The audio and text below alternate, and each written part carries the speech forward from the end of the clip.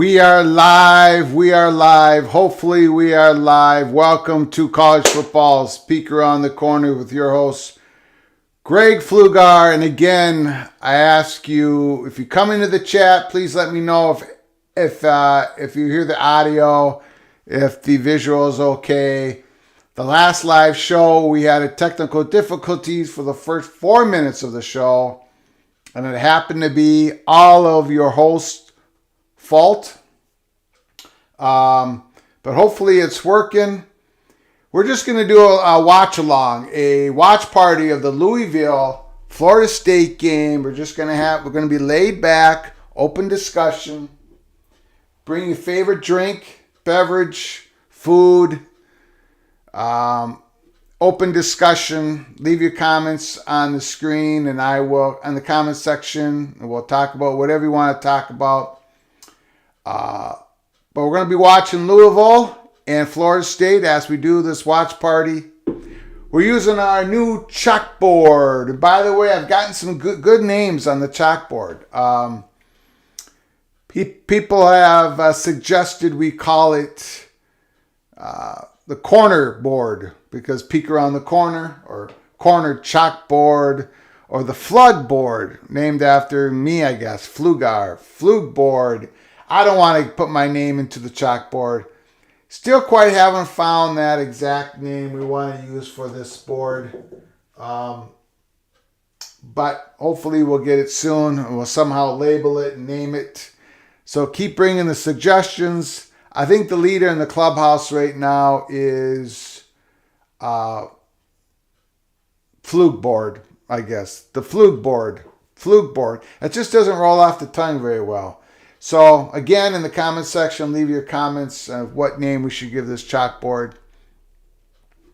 And we're just going to watch this game. Florida State, Louisville, all ACC matchup. Florida State, a surprise 2-0. Jordan Travis, 31 of 48 this year. 467 yards and 2 touchdowns. Tell you, he's playing good. First 2 good games of the season. Ward, their running backs, has had a good start. I'm very anxious to see Louisville. I did not pick this game in my prediction segment on Tuesday.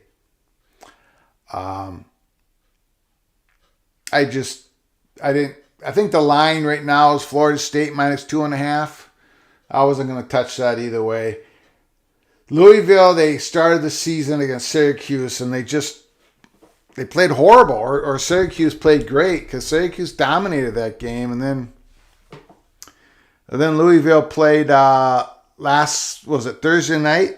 I think it was Thursday night. It was a primetime game. They played UCF.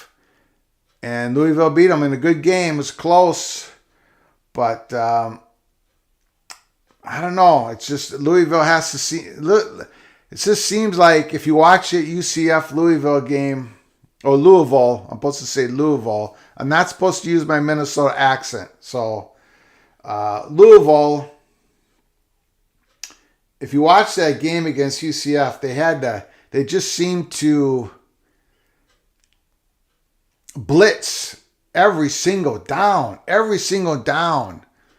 And Gus and UCF, they could not, the quarterback, they couldn't make Louisville pay for it downfield at all. But Louisville's I think it was every single down they blitzed. And Louisville UCF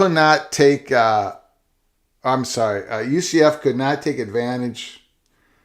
So I think Florida State will be able to take advantage tonight, but I'm a little fearful of Malik Cunningham. That first game against Syracuse, I know there was a lot of talk during the offseason. Skull Ducky, my man, love the content. Good. Ooh. We got a great suggestion for the blackboard.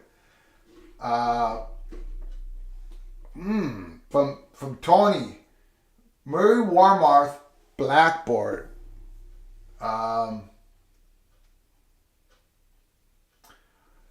old Gopher coach. I still don't know if it rings off the tongue, though. Don't know if it rolls off the tongue. That's a great suggestion, Tony. That's probably the leader in the clubhouse. Murray Warmath, blackboard, legendary Gopher coach. Nice to see you, Daniel, my brother from another mother. Mr. Hoosier is in the house. Thanks for the compliments. Go Ducky. You're an Oregon State fan. I hope I say Oregon correctly tonight. They got a big game. BYU, what's going to happen? Now, is that Skoo Ducky or Skull Ducky? Skull Ducky, what's going to happen in that Oregon game? BYU. I took the under in my prediction segment, 57.5 points. I went under that game. I know the Oregon fans are probably pretty tired of me talking about how I just don't think Bo Nix is the guy that gets you over the hump. But, you know, we'll see. I love your running back, Bucky Irving. He had a really good game that second game. He's a Gopher transfer. Man, it broke my heart when he transferred to Oregon. It just broke my heart because Bucky Irving he's one heck of a scat back. He gets the ball out of the flat. He's going to do great things for the Oregon Ducks. Great things. Ooh, Skoducky's going to be at the game, and he's saying they win by 3. Whew, it's a close game. That's going to be a great game. That's at 2. That's in the afternoon. It's at 2:30 Central Time on Fox. Oregon and BYU. I've already got the BYU fans mad at me because I took Baylor in a lock last week, and I was wrong. The game went into overtime. Again, I'm going to be watching the Florida State-Louisville game. Obviously, I can't have the game on my channel, can't have the audio on my channel. So please watch the game along with me because we're going to be talking about the football game as well. I do not have a pick in this game. I think it's a very important ACC game. I was not expecting Florida State to jump out to be 2-0. And I didn't expect... And the 2 games that Louisville has played has been quite odd. They've both been odd games. I was talking about that second game against UCF where they won, where Louisville basically said, we're just going to blitz every down. And they did. I swear to you, I think they blitzed every down, and UCF couldn't do anything about it. I do not think you can do that against Jordan Travis, the quarterback of Florida State. He's going to make you pay for that. Daniel says he likes that Minnesota accent. Well, I've got a weird accent. It's a combination of I have a Minnesota accent and I went to speech therapy for the first I was born deaf, so I went to speech therapy from when I could hear at age 6, 7 to when I was 18 years old, and then I went to speech communications class in college. So I have a weird Minnesota, New York, and I used to be deaf, all that type of stuff. So, but thanks, Daniel. Just try to bear with me. Skull Ducky, Oregon has enough talent in the running back room, and the O-line is legit. Yeah, I would say so. I would say so. I got a question for you, but I cannot remember the guy's name. The defensive back, he's a second-year guy. He came out of Nebraska.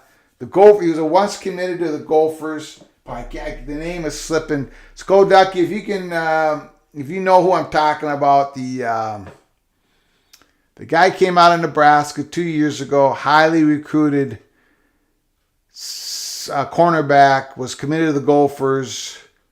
And then he uncommitted, and then he went to Oregon. I was just wondering how's he doing? Is he playing any snaps for you guys? But I can't remember the guy's name.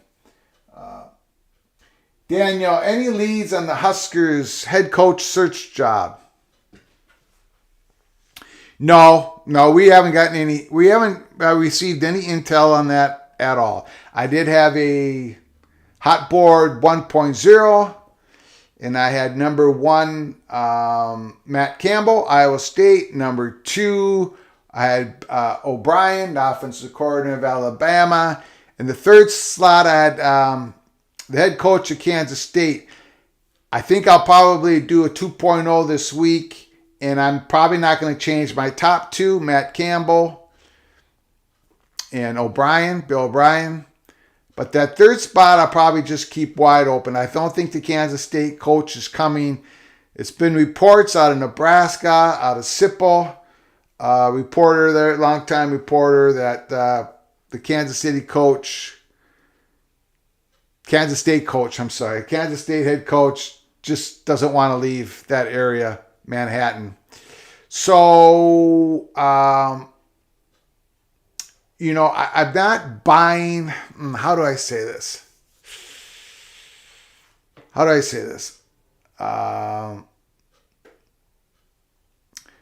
I'm not buying this Jim Leonard, the defensive coordinator of Wisconsin. I don't think he's a serious candidate. That's just, I don't see how Nebraska,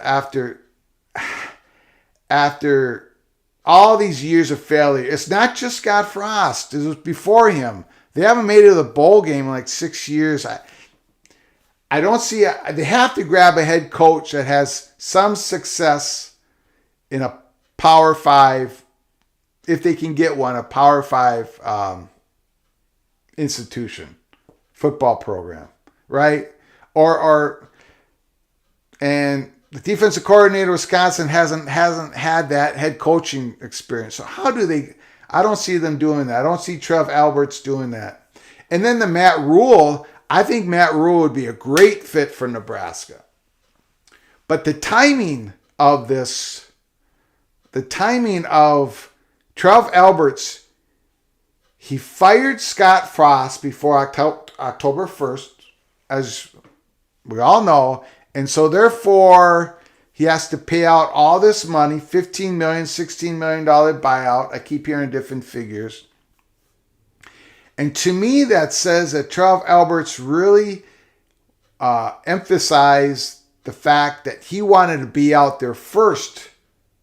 He wanted to be out there first before other schools, before other athletic directors start firing their head coaches. He wants to get out there first. He prioritized that with this early firing of Scott Frost. So, to me, that means he's not going to wait. When he's looking at his candidacy, Matt Rule would be a great candidate, but he's the current coach of the Carolina Panthers. And you're going to have to wait on that and wait on that and wait on. I'm not saying that Trev Alberts, please you leave your comments in the comment section as you're doing. You disagree with me, please let me know. It's so much more fun when you disagree with me, all right? But I'm just saying, it seems to me Alberts is prioritizing the fact that he can talk to these agents of these college coaches much more easier, talk to former athletic directors. He's getting advice everywhere, like he says. He's probably going to get some advice from Urban Meyer. Urban Meyer and the Fox Sports team. They're going to be doing the Oklahoma and Nebraska game tomorrow. You gotta believe that Trev Alberts has Urban Meyer's ear, and he's talking to Urban Meyer. And I think it's going to be someone in the college coaching game right now. So I got Matt Campbell as the number 1 guy right now for Nebraska. And before anybody asks me, I'll get to the questions. Sorry. Before anybody asks me, the West Virginia coaching search, it hasn't started yet. Neil Brown hasn't been fired. We did an episode a couple days ago that kind of blew up.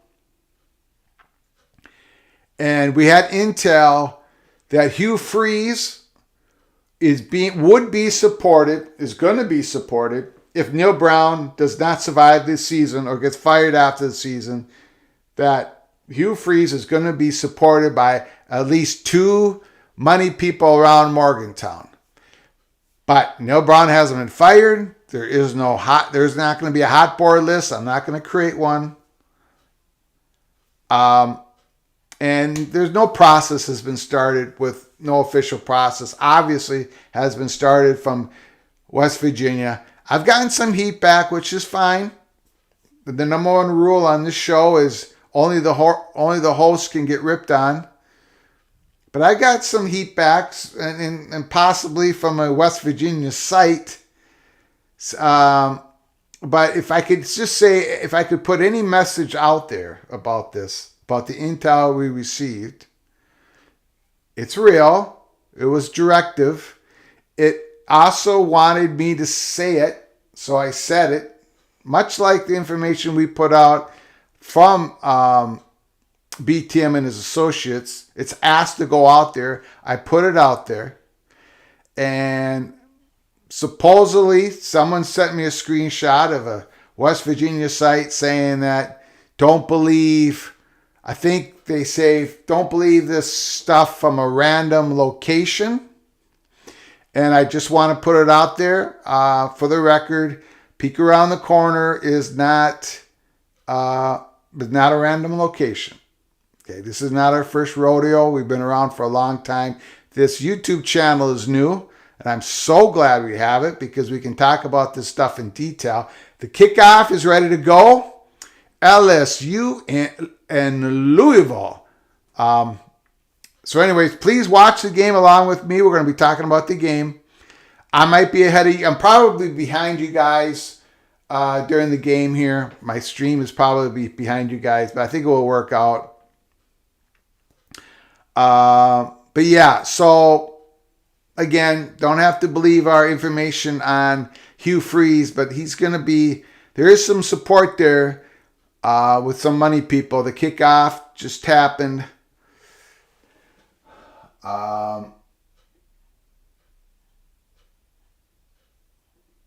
BYU has a good schedule. Tony, if they go 12-0, they'll be, definitely. If BYU goes, well, I shouldn't say definitely. Tony says if BYU goes 12-0, they'll be in the playoffs, I think. Do you agree? Boy, that's Tony. You're the guy who keeps giving me all these good questions. And they're too good of questions. So every live show, you're stumping me.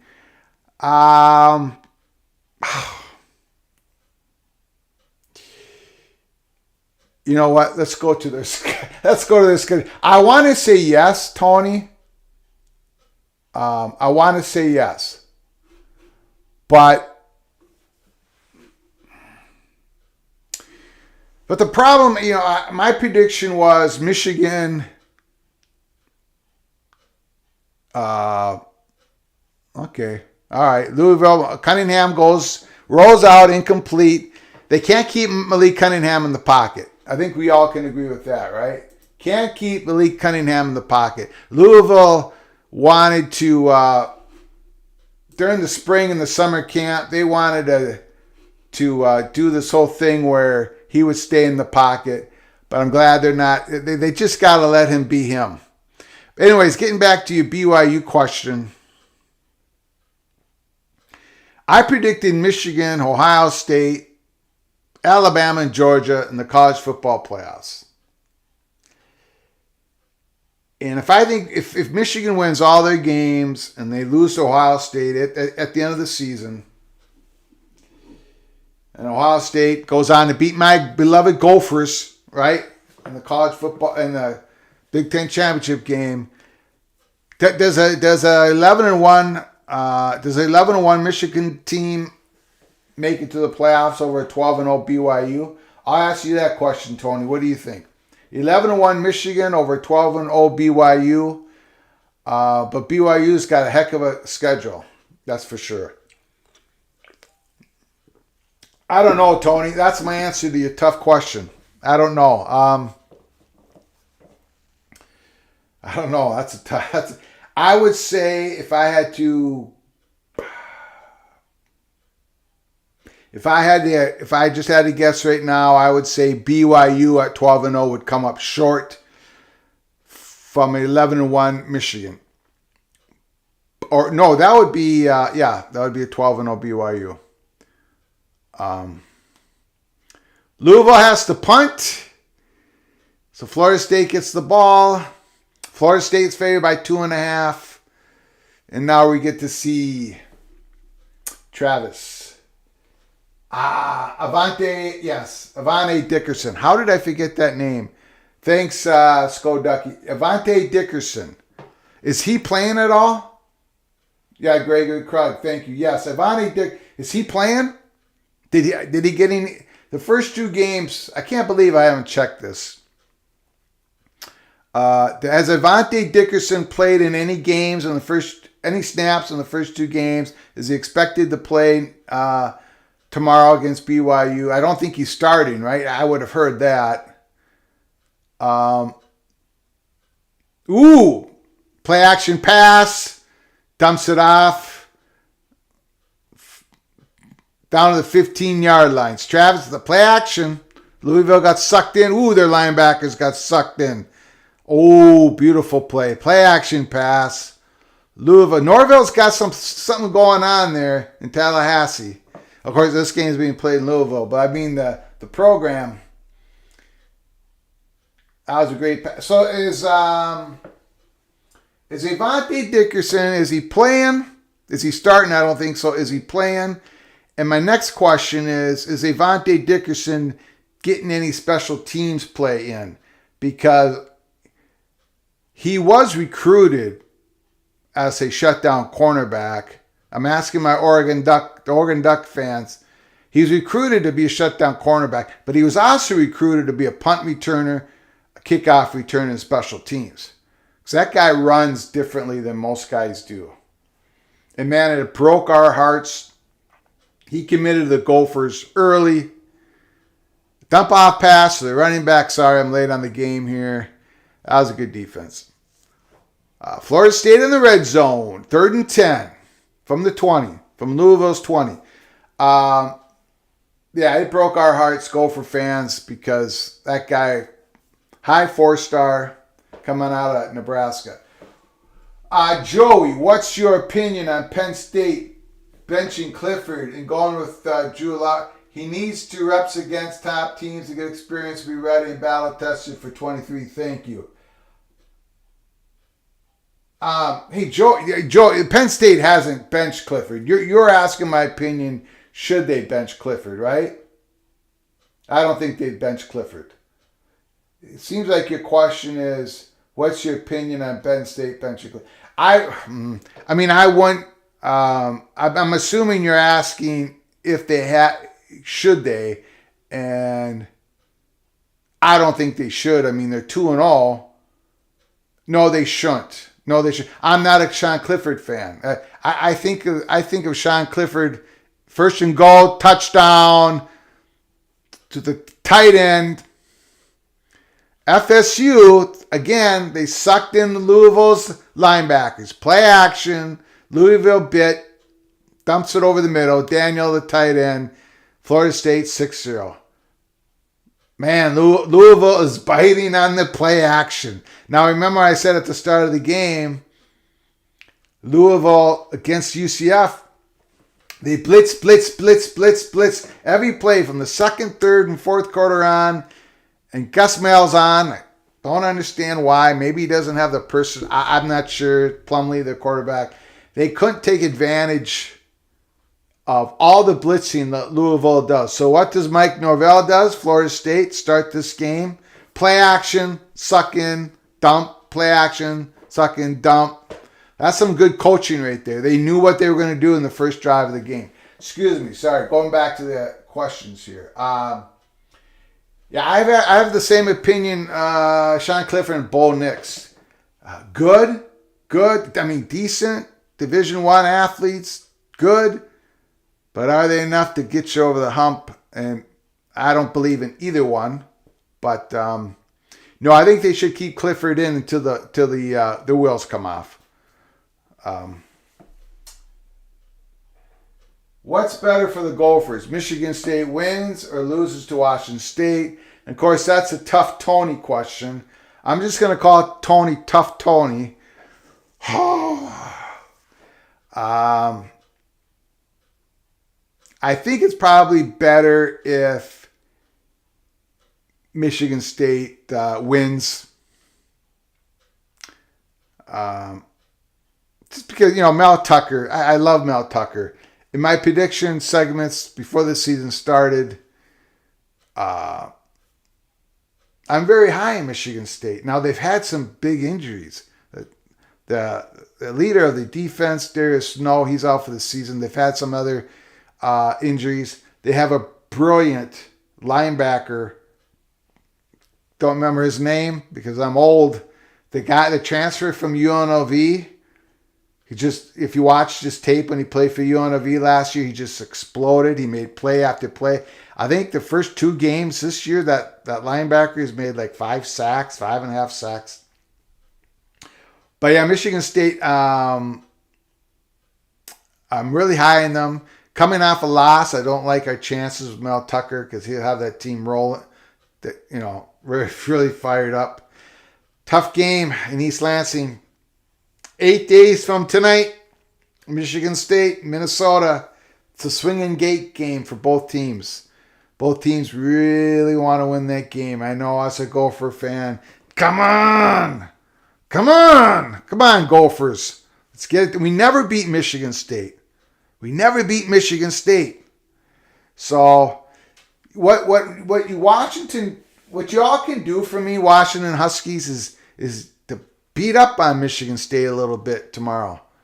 Lean into them. I'm also going to interested to see Penix, quarterback, the transfer that came from Indiana, Michael Penix, against that Michigan State secondary. That's what I'm going to be watching for because, you know what? I forgot to change the score here. We got 7-0 Florida State. I'm interested to see how Michigan State secondary does. Excuse me 1 second.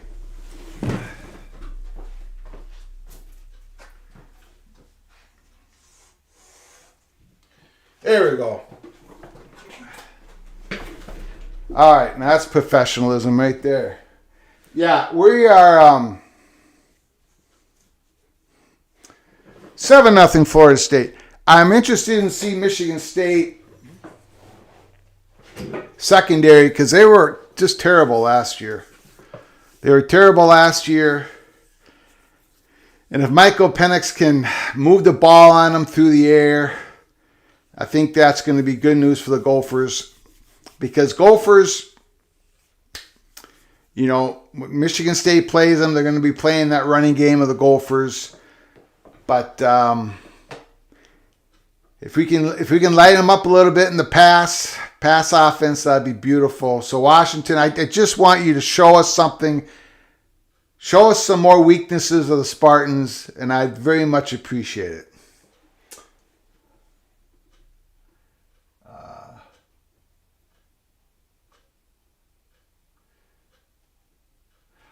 Skoducky, are you saying Avante Dickerson lost his father and hasn't seen the field this year? I did not know that.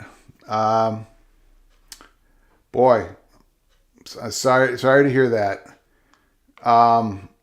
That's too bad. Hopefully he gets back on the field, but that's secondary to what he's going through right now. So my condolences to the Dickerson family and all that. If I remember the recruiting, that whole recruitment saga, he's pretty close to his family back there in Nebraska. So sorry to hear that. Gregory, obviously, if Michigan's one loss is a blowout. Yeah.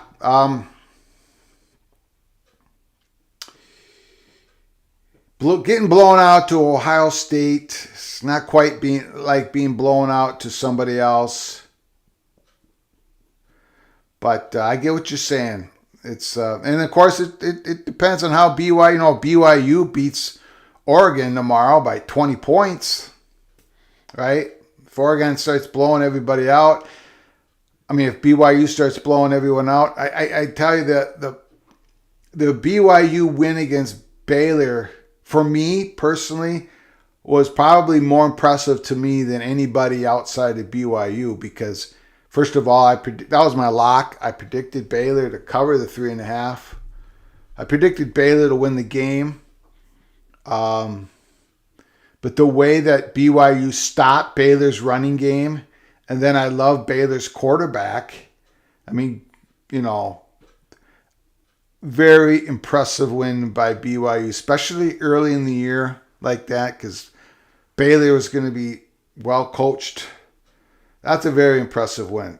So Oregon better be ready tomorrow.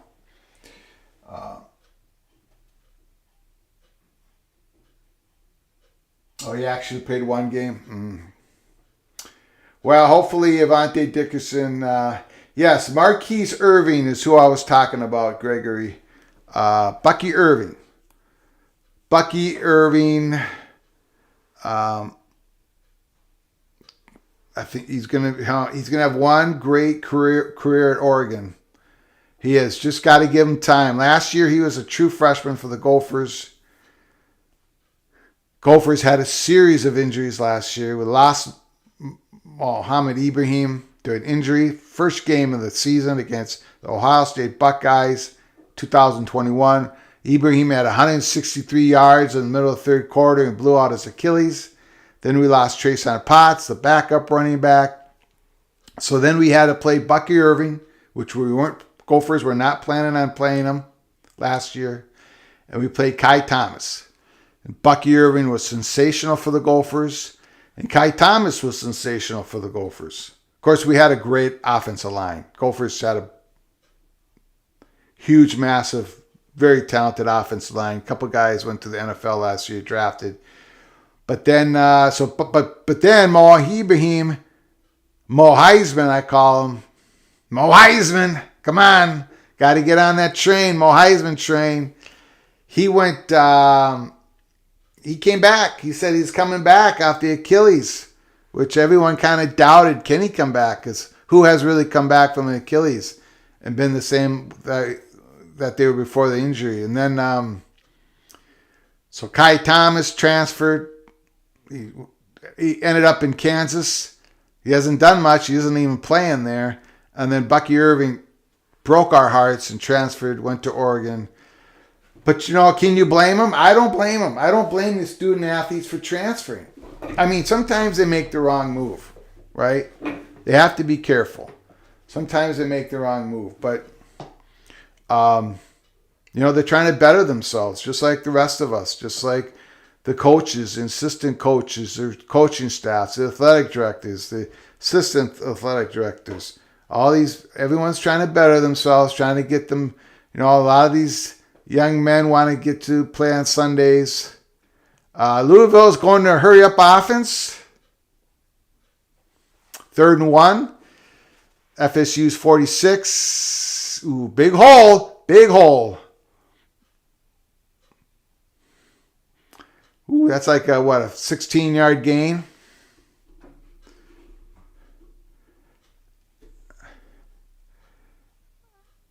Yeah. Broke a tackle. Louisville's driving down 7. And there's a penalty. In fact, I can't remember what show I was watching. But they were talking about how Louisville led the nation or was like 125th in the nation out of 130 teams in offensive penalties, offensive line penalties. So it looks like they just had another one.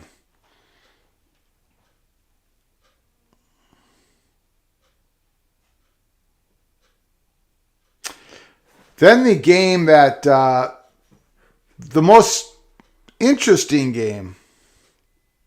I mean, BYU, Oregon's interesting, no question. Michigan State, Washington, incredibly interesting game. Oklahoma and Nebraska, a lot of drama with with Mickey Joseph, Nebraska's former wide receiver coach, now being the interim head coach. I think there's a lot of drama interested in that, although I think Oklahoma blows out the Cornhuskers after the first quarter. But the most interesting game for me is the Texas A&M Miami of Florida game. I think that's going to be a crazy game. I think there's a lot of... I talked about in my predictions episode, I have Miami covering. I think there is a lot of issues down in College Station. They switched the quarterback. They're bringing in a new quarterback. Haynes King, they're setting him down. But I don't think that's the issue. I think Jimbo Fisher has an offense that's very difficult to implement and to execute every single Saturday during the season. I think his offense is just... there's a reason why Texas A&M has been floundering since Jimbo's been there, trying to complete passes downfield. They're always one of the bottom teams in FBS. They have been last couple of years. It's extraordinary because they have so much talent. They're high recruiting classes, these talented guys coming in, and yet they can't make the big plays. And their running game's been terrible this year. So we'll see. We'll see. I think that's a very interesting game. I think Miami, Florida is going to go down there and win. They're paying Jimbo Fisher a lot of money to be going 1-2 in the first 3 games. But we'll see what happens. We'll see what happens. I know big advantage in the quarterback position in the Miami game. Van Dyke, he's an NFL player. He's an NFL quarterback. He's going to get drafted. He might even be a first rounder. I mean, if Kenny Pickett can be a first rounder, I think Van Dyke can be a first rounder.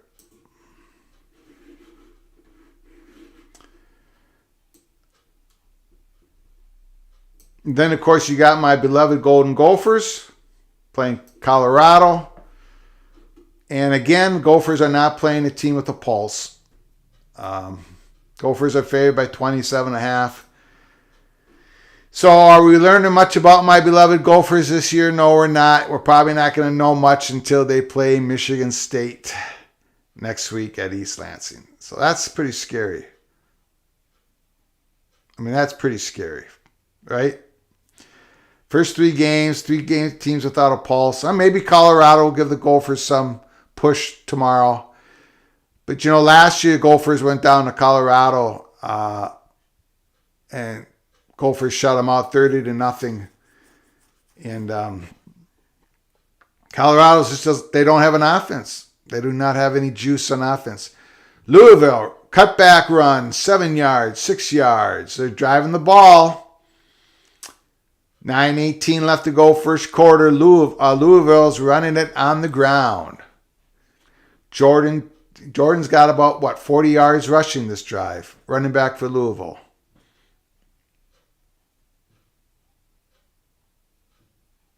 Cunningham rolling out. It's exactly what they want him to do. And that's got to be interference in the end zone. Pass interference, defensive pass interference. Louisville will get the ball, put in the red zone. Going to try to tie this score up. What do we got here? We got a lot of...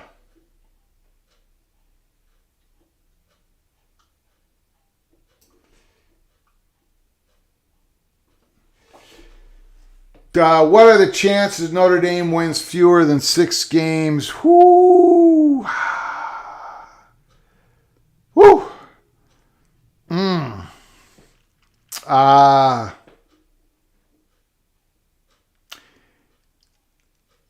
I'm going to answer that question after tomorrow's game. I do have them covering against California, by the way. That was one of my picks. Because I think I saw the tapes of California against UNLV last week. And literally, California came out to a 14-0 lead against UNLV. First quarter. And they couldn't do anything the rest of the game. They couldn't do anything. That offensive line got blown up. And it was against UNLV. The running Rebels, UNLV blew up California's offensive line. Notre Dame's going to blow up California's offensive line. So I've got Notre Dame, with a defensive touchdown, short fields. California's offense, talking about bad offenses, California's offense has been bad. It's bad this year, and they've been bad for years. So I have Notre Dame winning. They're going 1-2 after tomorrow. They're going to cover that spread. Can they get to 6 wins? Here's the problem. I'm not sure. I'm not sure Drew Pine is. I'm not sure he's all that good. Sorry, Irish fans. I've got Irish fans in my family. They live in Chicago. I think some of them have moved to Colorado. I got big Irish fan from a Catholic family, Irish Catholic family. So every time I mention Notre Dame on this channel, I get some heat down in Chicago and other places. I don't think their backup quarterback's very good. I know they're excited. Ooh, Cunningham, touchdown run from the red zone. Ties it up. Or 7-6. We're going to take that big 0 off the board for Louisville.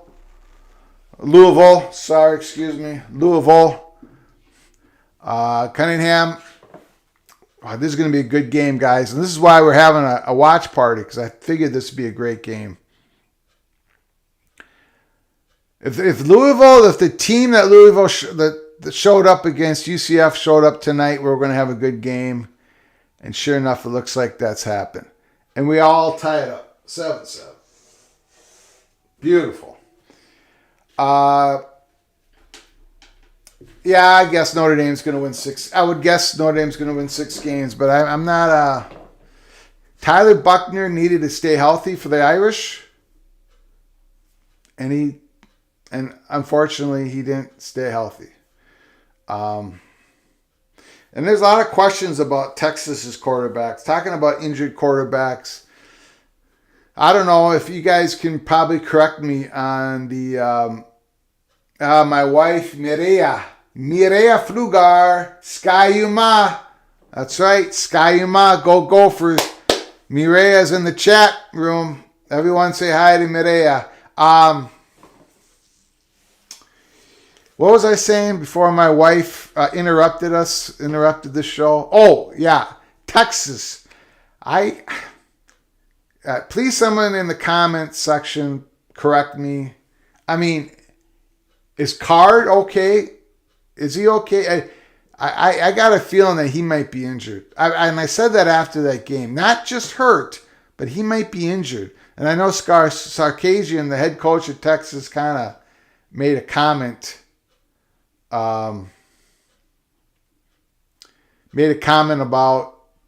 we're fine or something in the press conference. He kind of got snippy at the reporter. So I've got questions about Texas in that quarterback room. But, and I think Notre Dame, Drew Pine, sorry to be so tough on the young man. He seems pretty small out there. He definitely does not have a strong arm. So he's going to have to make make quick decisions, get the ball out. Does not have a strong arm. Notre Dame's offense does not have any juice. We talked about it before game 1, before the season started, how Notre Dame's offense wasn't going to be what they need to be relevant this year. They're just not going to do it. Marcus Freeman's going to need quite a few, 2 or 3 recruiting classes. Brian Kelly left that program depleted. I'm not sure. Notre Dame fans know this.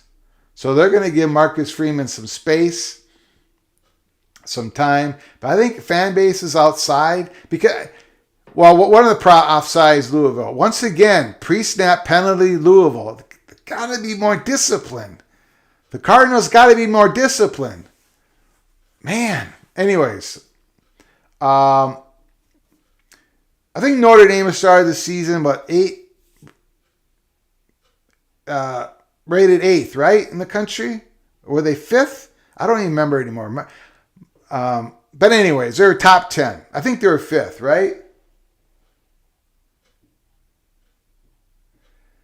Greg, I think you did the schedule this year. I'm not sure what that means, Tony. Please clarify what you meant. But so people had too high of expectations for Notre Dame, people outside of Notre Dame's family. But they weren't not gonna, they weren't gonna go 10-2. Not with that offense. Big pass by Travis. Big pass, Florida State, first down. About a 25-yard gain. Man, is he playing good this year. I read his stats before this game started to you all. Man, that guy is playing. 5 of 5, 66 yards to start this game. See, I didn't know that he was going to have this type of production. I didn't think Norvell was going to have this type of production out of Travis this early on. Now he's 6 for 6. Put the ball in the perfect spot. Ooh, is that a fumble? Is that a fumble? Is that a fumble? No, guess not.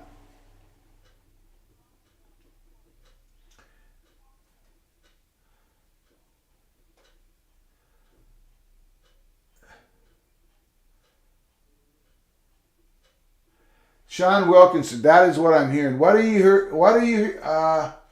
I'm sorry. I'm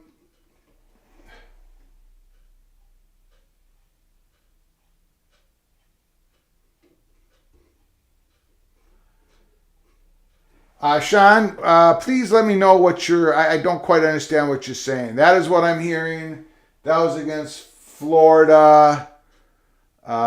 Anyways, Tony, is Kirk going to have to fire his son after the son's offensive coordinator at Iowa after the season? Yeah, he's going to have to fire him. That's ridiculous. That is absolutely ridiculous what's going on in Iowa. What's going on in Iowa City should not be happening to that football program.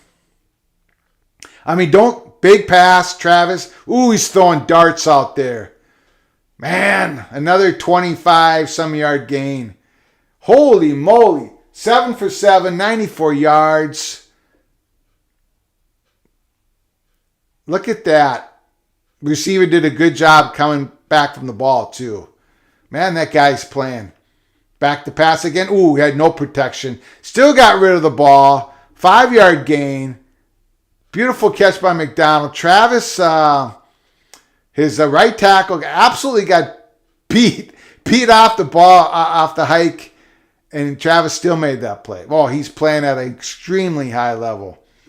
Yeah, okay, Iowa Hawkeyes, I'm sorry. Yeah, what's going on in Iowa is absolutely inexcusable. And what happened to their recruiting of the offensive line? That offensive line isn't any good either. Iowa's in trouble. Iowa is in trouble. I picked Iowa State to cover the spread last week. And Iowa State finally got over the hump and beat Iowa. Iowa is in trouble. Who they play this week? I think they play somebody. It's a winnable game, but they've got to score some points. Yeah, he should be fired. Will he be fired? Probably not. Probably not.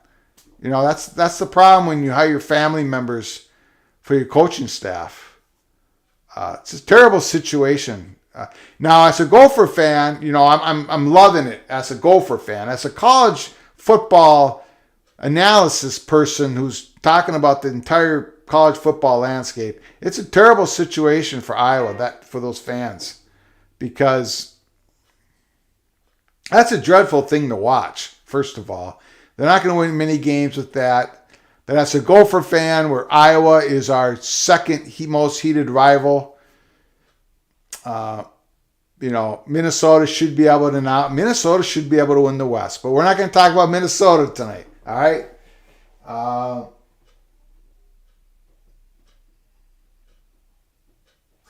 We have Gophers has too easy of a field goal attempt, wide right.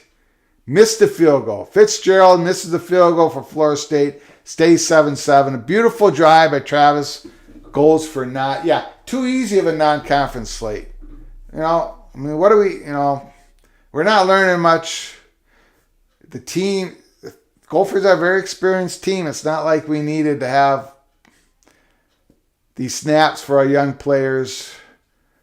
But we'll find out. We'll find out a lot September 24th. And we can't overlook tomorrow's game. We're going against a Power 5 team.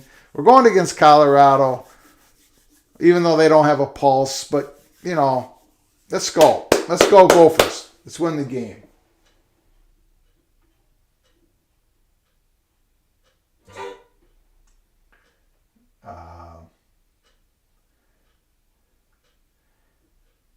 Oh, I'm sorry. Yeah, the penalty was against Florida State. Yeah, my bad. Yeah.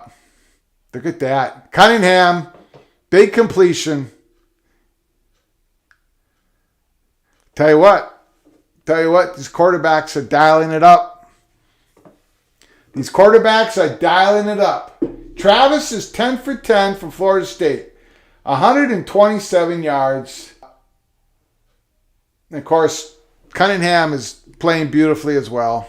I don't have the stats in front of me for Cunningham for some reason.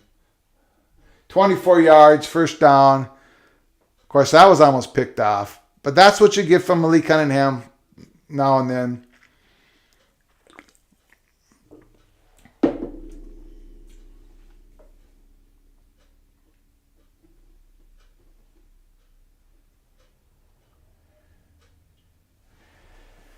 Yeah, you're right, Skolducky. Skolducky's making a comment that with the expanded playoffs, you should be able to play high-level opponents in non-conference play. Yes, you will. You will be able to do that. Big pass, Cunningham. Another big completion. First down, Louisville. First down, Louisville. Just throwing darts out there. Throwing darts.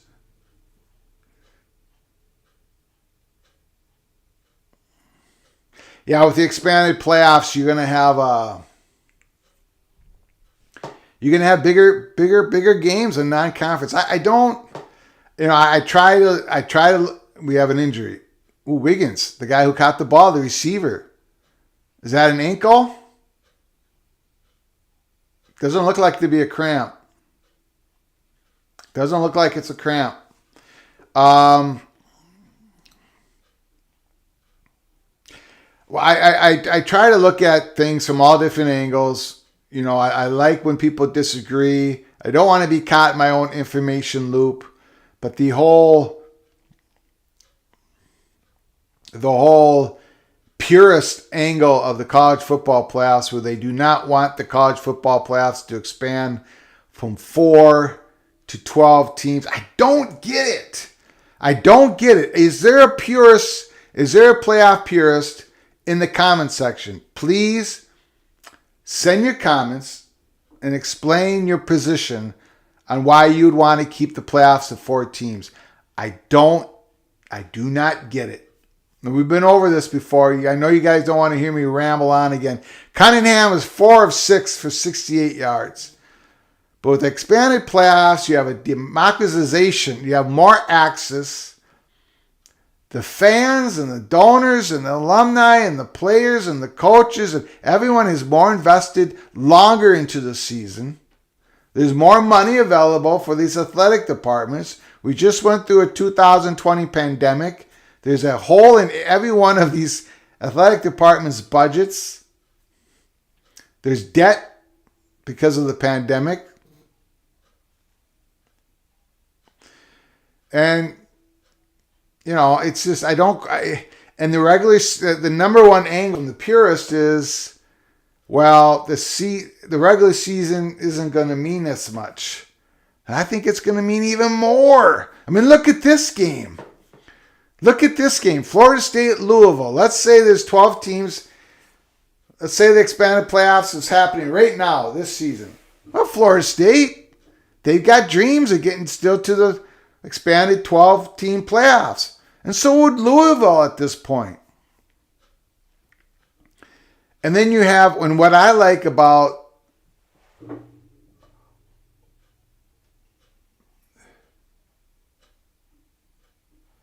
we might have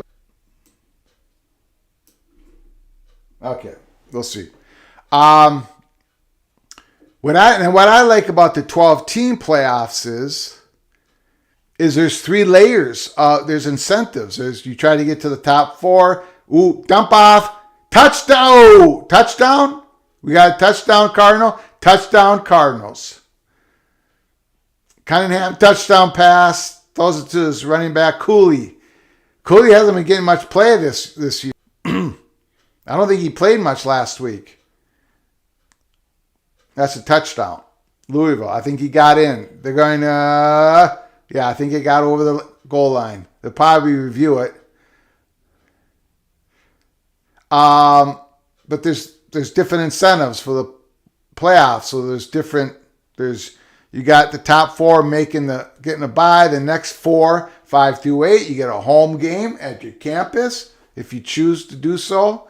I guess you have the option of playing your home game at a different stadium, like a dome. And then, of course, 9 through 12, you're trying to get in the playoffs.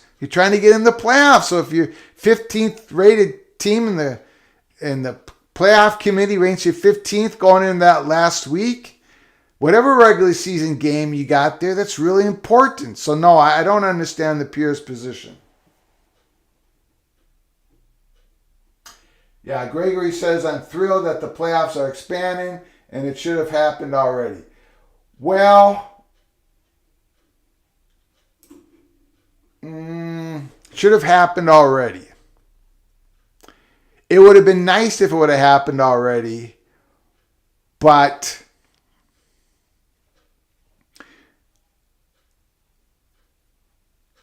it would have been nice for fans that have happened already. It was never going to happen.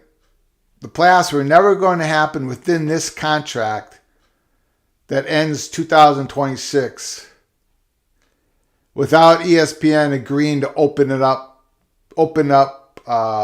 the ability for other media companies to go bid on the playoff content.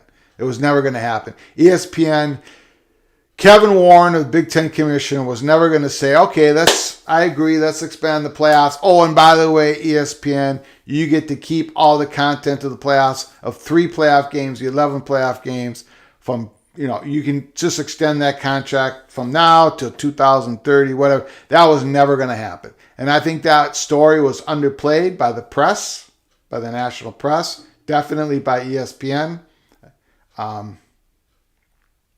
So Kevin Warren was always going to, big run, Florida State. I think they should just, that was a big run. 9 yards, 10 yards up the middle. So it should have happened already. Yeah, from a fan perspective. From business perspective, it wasn't going to happen until ESPN. Now ESPN has said that they're willing to let other media companies come in and take some of the playoff content for 2024 or 2025. Big run. 21-yard line. Down to the 21-yard line of Louisville. Florida State is driving. Fellas, we got a game.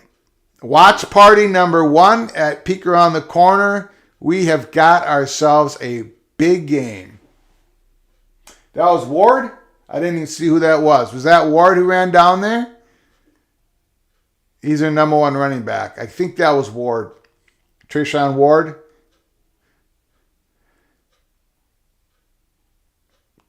Touchdown. Foot in. Corner of the end zone. Travis lays it right in there. Woo! Touchdown, Florida State. Travis is dialing it up. Holy, has he had an incompletion this game? I can't have the sound on. He's got to be like 12 for 12. Yeah, he got 2 feet in. That's a touchdown. 1, 2, he's in. Touchdown. Got to change the score. I'm way behind the scoreboard. Y'all got to remind me about changing the score here.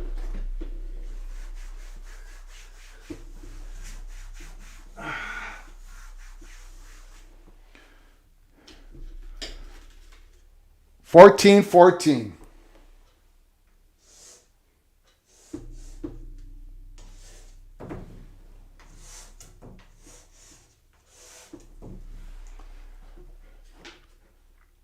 We got ourselves a game. We got ourselves a game. That's not coming in very well, is it?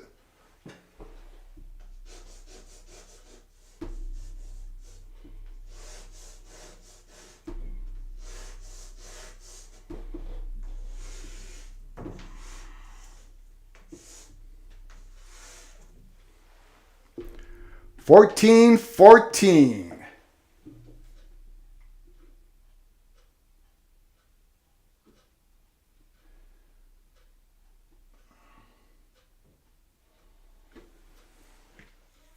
Yeah, Tony brings up a good question, and Skolducky also has a good comment.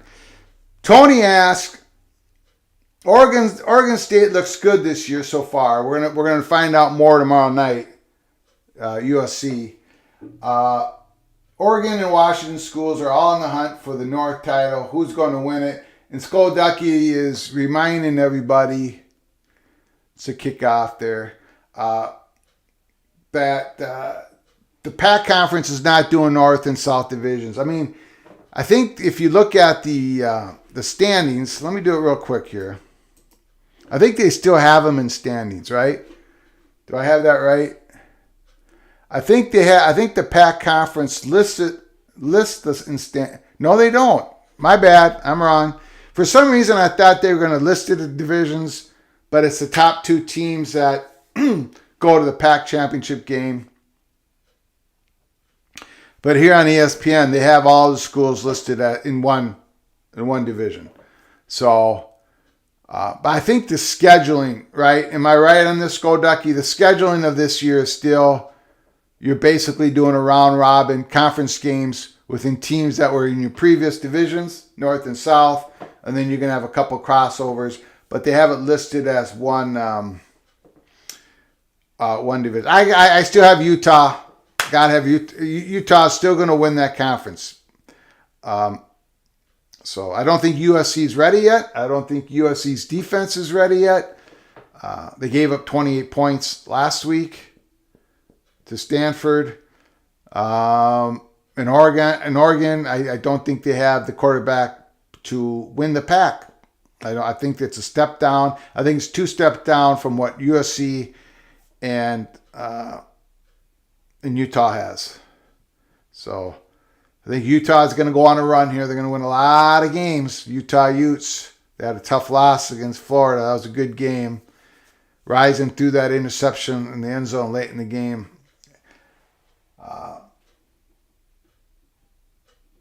Scheduling stays the same.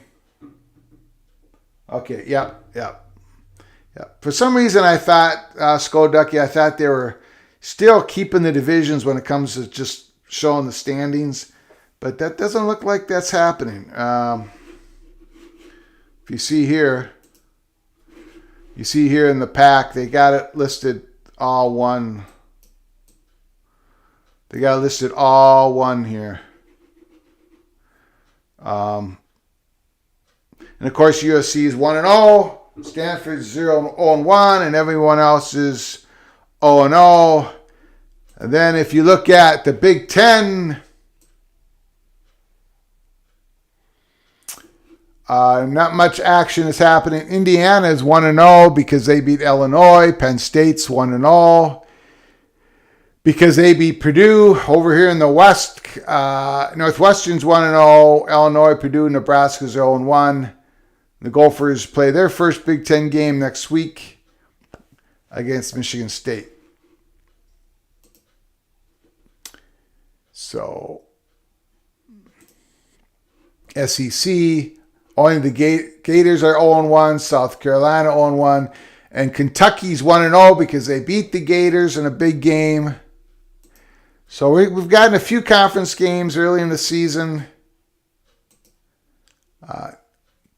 The only conference game played in the Big 12 was Kansas Jayhawks, West Virginia, and Kansas pulled off that upset on West Virginia. Kansas 1-0, West Virginia 0-1, and everybody else is 0-0.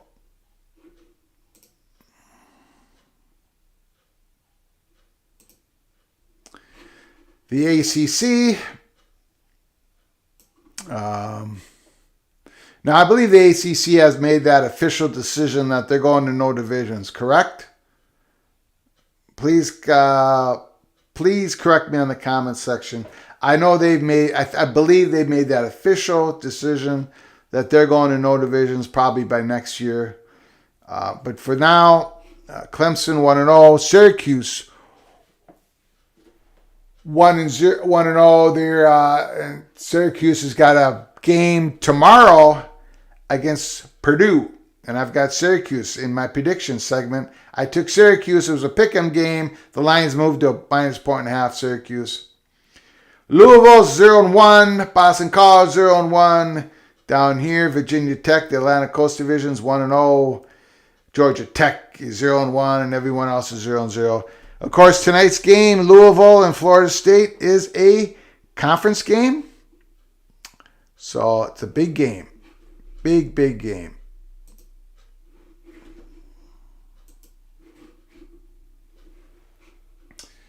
Okay. Still got commercial. Yeah. Jordan Travis of Florida State for the first half so far. 11-11, 148 yards, and 2 touchdowns. Now that is a first half for you. 11-11, 148 yards, and 2 touchdowns. Florida State 14, Louisville 14.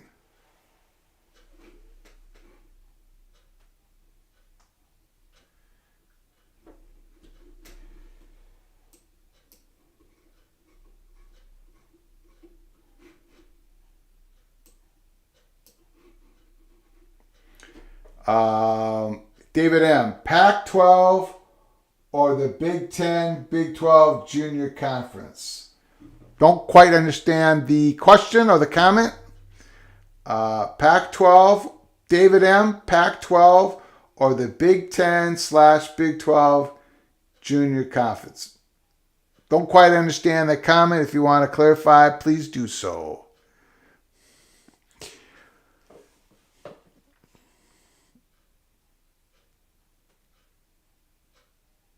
That's another cutback run. Cooley. I like Cooley. Good running back. Got 3 yards. Second down and 7.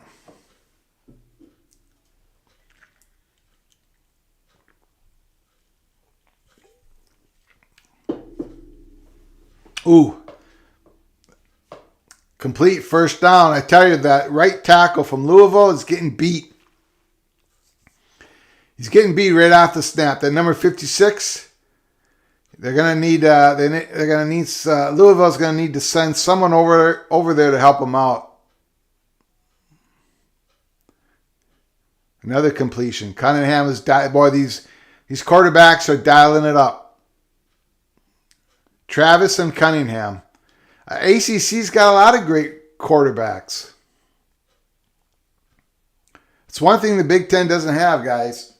Big Ten doesn't have a deep roster of quarterbacks, starting quarterbacks. And they haven't for years. And they don't have it this year as well. CJ Stroud is awesome. JJ McCarthy, he's going to show everybody.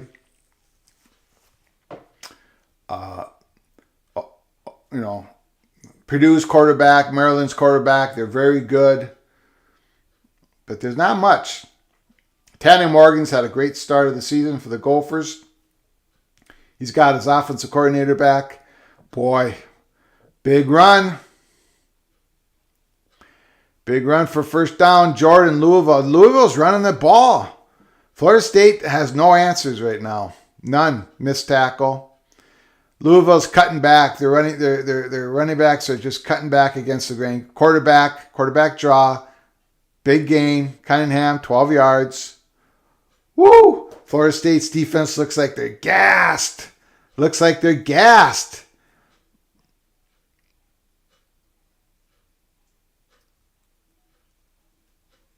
This is not the Seminoles defense we saw last week. I'll tell you that.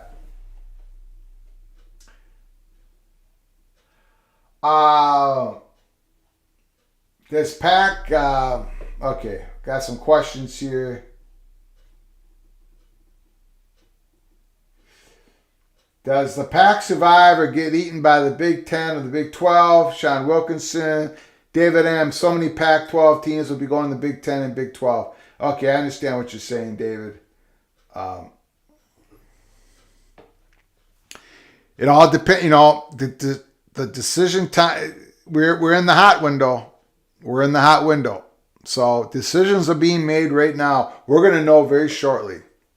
And it's all that gets determined if Kevin Warren if he was able to create a feeding frenzy for more extended Big Ten content among potential new media companies, new media partners of the Big Ten. If he could get that feeding frenzy going, that is the goal of many in the Big Ten, was not to have UCLA and USC on an island. That wasn't the idea. That wasn't the goal. It's big sack. Cunningham, back down to the 18-yard line. Florida State needed that sack. Let's say, let's pretend for a moment that Big Ten doesn't expand to a 17th and 18th school. Let's say that we hear on Monday or Tuesday, Pac-12 schools have signed a deal with Amazon and ESPN for such and such amount of money, that Washington and Oregon had to sign the deal because they could not find a home with the Big Ten because the money wasn't there. And also Washington, Oregon, and maybe California, Stanford. Maybe they reached out to the ACC to try to become the western wing of the ACC. Whatever. Nothing worked out for Oregon and Washington, and they signed this Pac-12 deal. I'm going to tell you something right now, okay? Right now. 3rd and goal from the 9-yard line, Louisville. Cunningham with 2 running backs with him. One guy in motion. Fumble. Florida State's got the ball. Cunningham on the... I don't think their running back knew that Cunningham was giving him the ball. Anyways, getting back to Florida State's got the ball. Louisville loses it. Turnover in the red zone. Woo! Oh, I don't know what happened there. Cunningham just lost the ball. Anyways, I'll tell you what. If the Big Ten doesn't expand, if they're unable to expand, because the money wasn't there for their expansion, for the 17th and 18th school, one of the big stories, and this is what Kevin Warren wanted to avoid, one of the big stories going from 2024 to 2030 is the traveling issues. And there's going to be traveling issues. USC and UCLA, they're going to, I'm telling you, it's going to be, you heard these issues when West Virginia was on an island with the Big 12, and nothing against the Big 12 or West Virginia or anything, but the Big 10 having USC and UCLA on an island is going to be a bigger story, and it's going to swell. The story is going to get bigger and bigger and bigger because of all this talk of student athletes creating this, more compensation, great. Better health care, great. Better mental health care, great. Oh, but by the way, your time away from your university and your classes and your time, the miles and the time away, it's going to be expanded 5 times. It just doesn't work. And all you really need to do, now I know, peek around the corner, we know when we said it like on July 2nd or 3rd, that Oregon and Washington and Stanford and Notre Dame were the targets. We said it right away for more expansion, if they could get it to work with the money. And we know we've had an episode on it, and you can disregard everything I say. You just bring out your own piece of paper and pen and look at the map and go on your phone and figure it out that if you added an Oregon and Washington, the way you could schedule, it would reduce the miles and the hours greatly for not just USC, UCLA, but for everybody. Double dip scheduling. We had a Big Ten guy tell BTM and Associates about this phrase that they're using, the Big Ten offices, double dip scheduling, where an Olympic sport, you could send you could send Purdue's baseball team to play Oregon in a doubleheader on Friday and play Washington in a doubleheader on Sunday, right? Or triple, doubleheader on a Thursday, play one game on Friday, then doubleheader on a Sunday, going to Washington, whatever. I think you guys understand the point. But just increasing it from 17 to 18 would diminish the travel issues greatly, not just by a small amount, greatly. Not so much for football, of course, but because football is a once-in-a-week activity, but it would help for football as well. But the money's got to be there. The money's got to be there. And I know decisions are being made right now. I mean, it could even be happening tonight as we're watching Louisville and Florida State, 14-14, second quarter.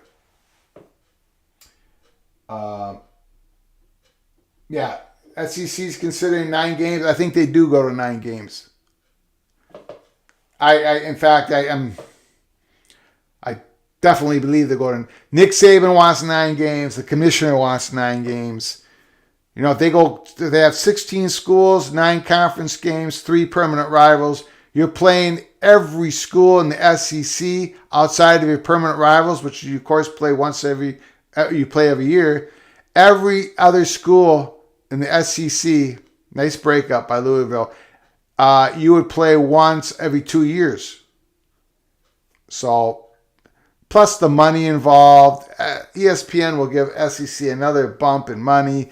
Plus you have the expanded playoffs. You want the best resume. You want to play more conference games, so on and so forth. I think SEC is going to 9 games. No doubt. David M., this game is a track meet. Not only is it a track meet, but these quarterbacks are brilliant tonight, except for the turnover we just saw with Malik Cunningham in the red zone. That was a disaster. That's a pre-snap penalty on Florida State offensive line. That's going to hurt them.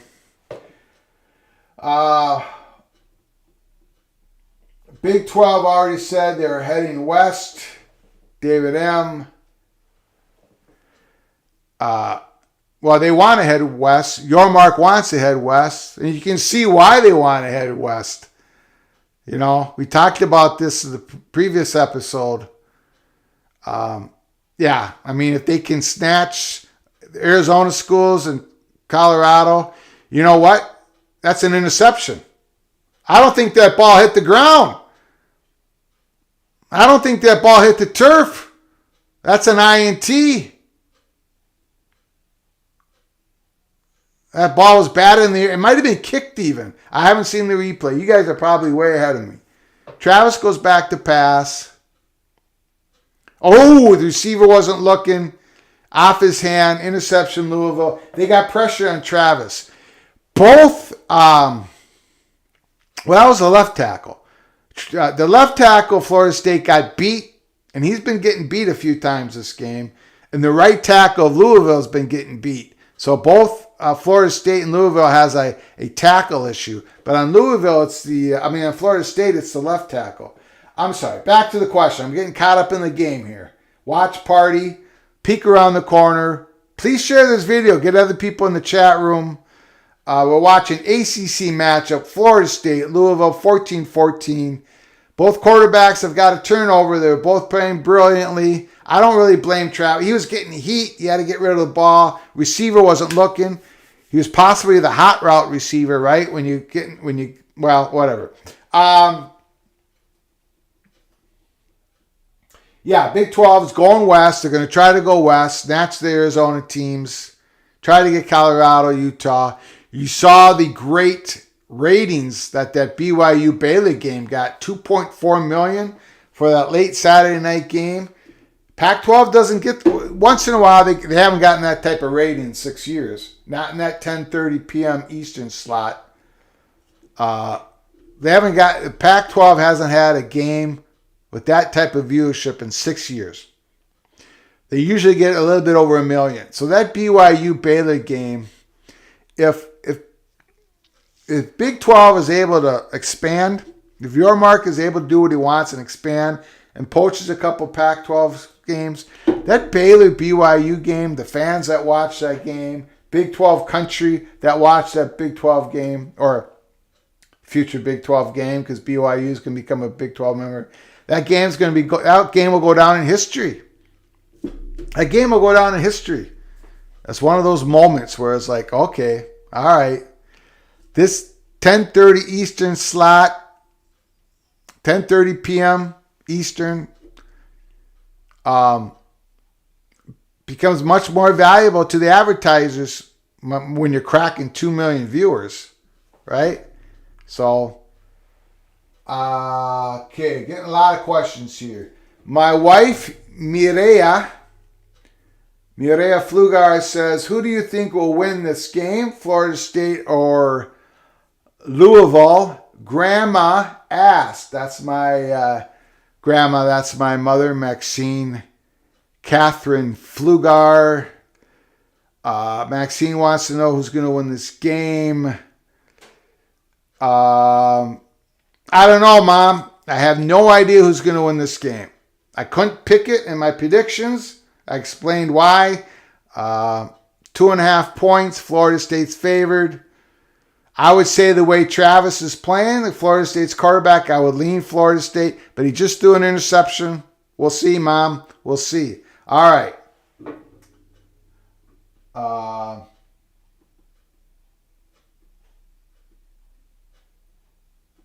Okay, Tony brings up a good point. Oregon and Stanford just did a quote-unquote double dip twice this week, matches in volleyball.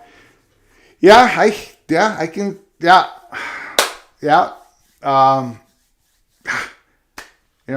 just the Big Ten presidents have got to see, and Kevin Warren, Kevin Warren wants to expand. Okay, he wants it to happen. But, he's got to get buy-in from the Big Ten presidents. And the Big Ten presidents want Stanford.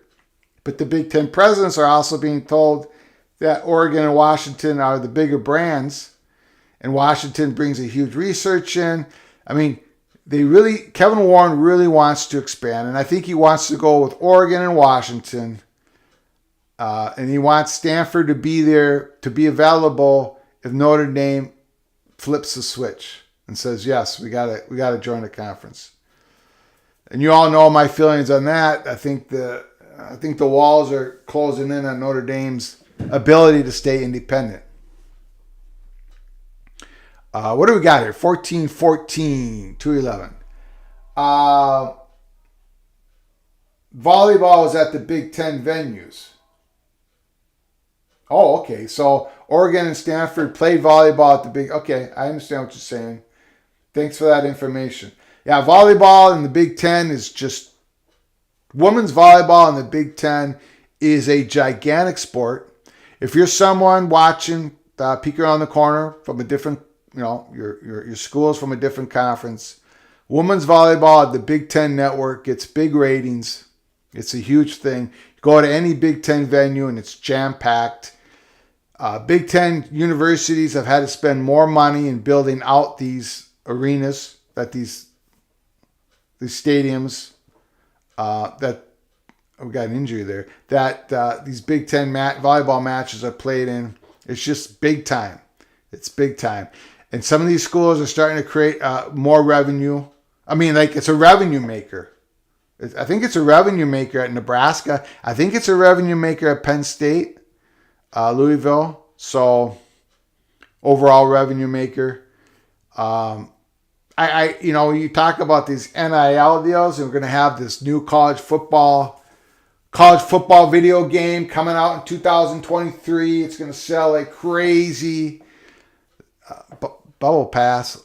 We got 3rd and 11. Louisville at Florida State's 45-yard line after interception by Travis. Louisville's got a 3rd and long. So we got that college football game going on, right? Well, I tell you, I would bet they're going to get out a college women's volleyball video game. They have to do it.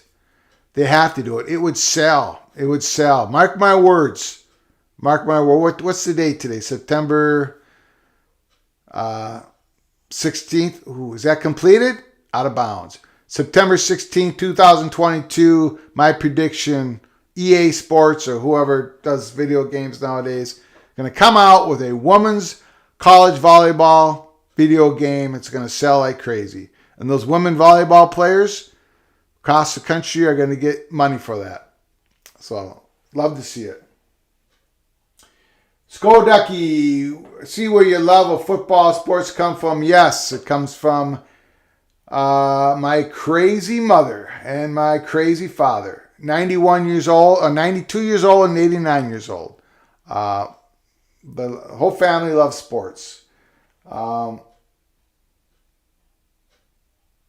Tony, a question. What is your thoughts on the ACC 9 game schedule? Will it happen soon? I can't believe it hasn't already happened. I know they voted on it a few years ago, and it was voted down. And I don't even think it was close. Most schools, I know the Virginia athletic director at the time said, no, we want to keep our 8-game schedule. And you would think that would be one of the ways that ACC could bump up their TV contract, right? From going to 8 to 9 games. They have a revenue. We all know the issues of the ACC. They're stuck in a long-term grant of rights. They can't get out of it. Probably, I don't think they can get out of it. Not for many more years. Their media money is very low. They're not, go to 9 games. Go to 8 to 9 games, especially with its expanded playoffs. Especially when ACC, they're going to one division, right? They're going to have 14 schools in that one division. They play each other more often. Yeah, I would think they go to 9 games, but I don't know what some of these athletic directors are thinking. I don't quite understand it. I know there's this thought that many of the lower branded football programs, the ones that don't win that often, if they stay at 8 conference games, they have a better chance of going to the bowl games. I think that's what their thought is. So a lot of schools vote against increasing number of conference games. But yeah, I think I got to believe that ACC goes to 9 games as well, because SEC definitely is, in my opinion.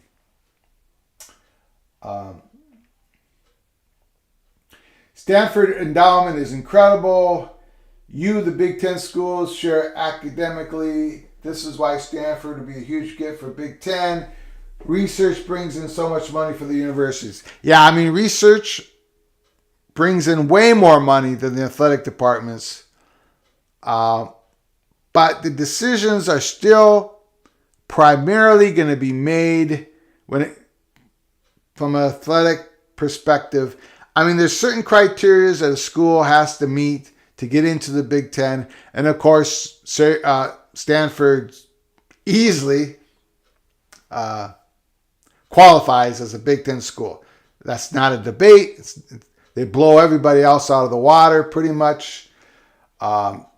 Stanford, we've been told, and we've given this information out, I think probably the first day we had this YouTube channel, the Big Ten presidents want Stanford to become a Big Ten school.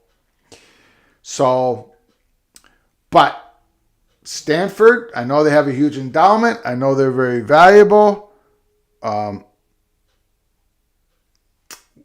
We know all this, but there's a certain weakness to the candidacy of Stanford to join the Big Ten, and that is they don't quite have the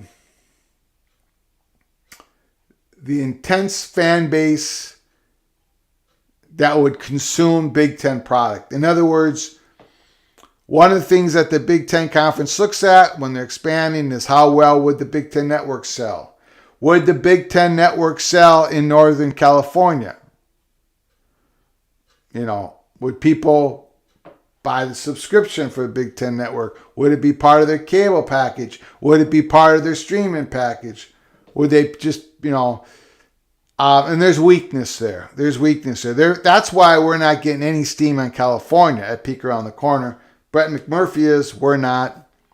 Big money people are not talking California. They do talk Stanford, and they talk a heck of a lot about Oregon and Washington. So the Stanford their entry in the Big Ten, the skids may have to be greased by the entry of Notre Dame for that to happen. But we'll see. I think what we're really looking at in this decision window right now is Oregon and Washington. If the money is there from the media companies, potential new media partners of the Big Ten, that decision, or at least us knowing what that decision is, it's got to be coming very soon. The Pac-12 is looking to sign a new media deal sometime here in October. So it's got to happen soon. T-Deck says expansion is done. Pac is alive. Yes, Pac could be alive. They could be alive. Jordan Travis threw it out of bounds. He was in the end zone there. Was that a legal pass? Yeah, it looks like it. 3rd and 9. 14-14, 8 minutes to go in the second quarter. Pac is alive. Yes, they are alive for now.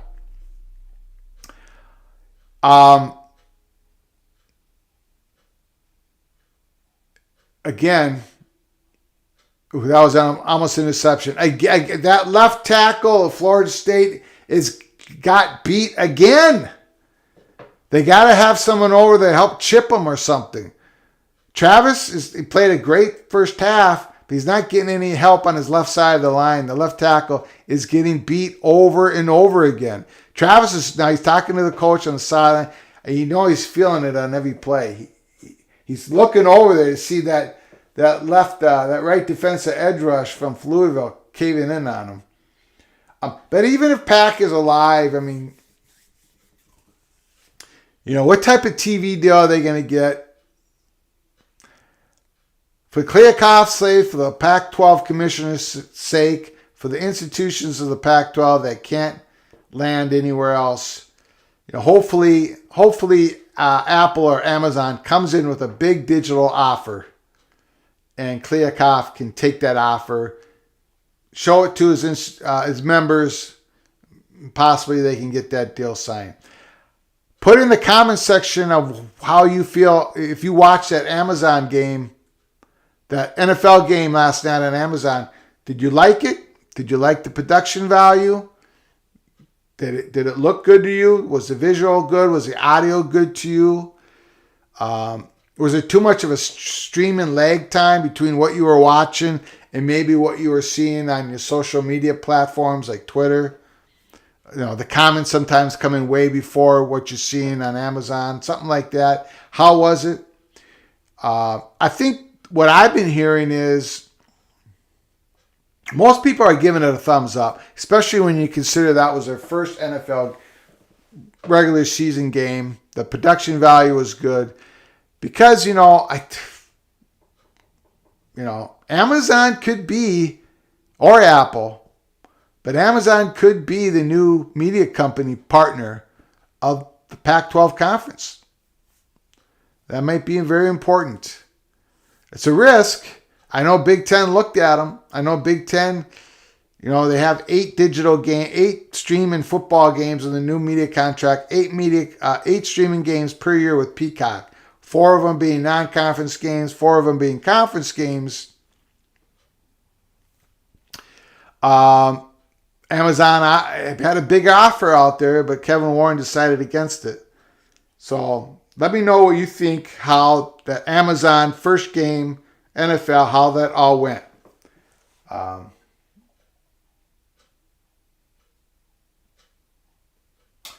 T-Doc, Arizona Mod is reporting that Big Ten has told Oregon, Washington, no, revisit in 6 years. I haven't heard that report. I haven't seen a link to that report. People on Twitter have said that that's out there. If you can provide a link for me, T-Duck, at Flug Empire on my Twitter account, FLUGEMPRE. You see it on the ticker across the screen. If you could send that link, that'd be great. I think if I know there are national reporters that are wanting to report that, but I don't think they've gotten the total word from that, so they haven't reported it. So send me a link. I'll take a look at it, but I haven't heard anything.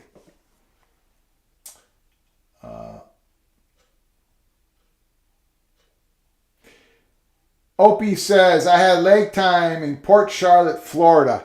Opie, what was your leg time? Was it, I mean, how big was it? How big was your leg time? Was it like a 12-second leg? Or let me know if you can in the comments section. I'm very interested because big difference between a 6-second leg time and a 12-second.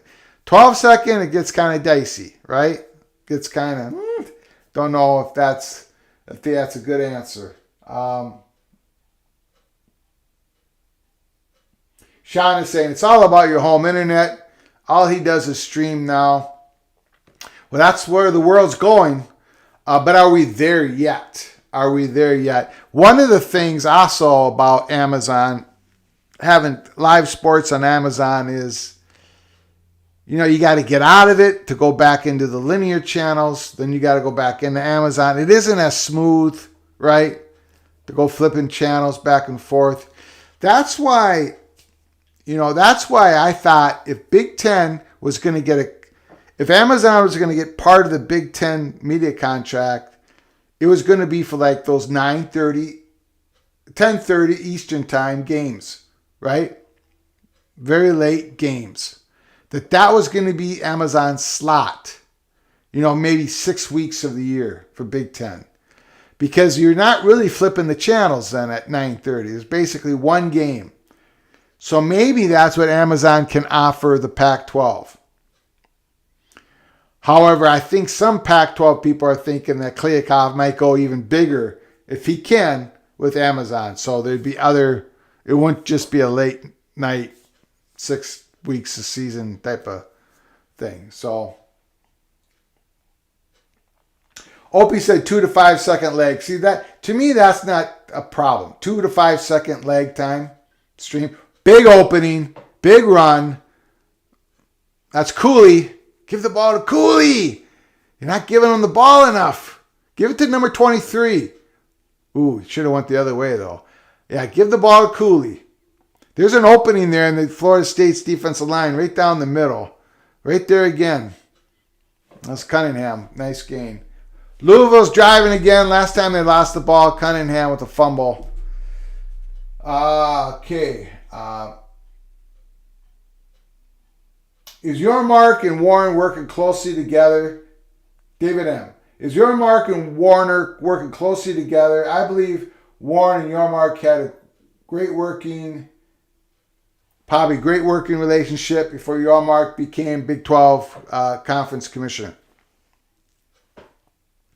Cunningham, big run. I tell you, Florida State's defense is gassed.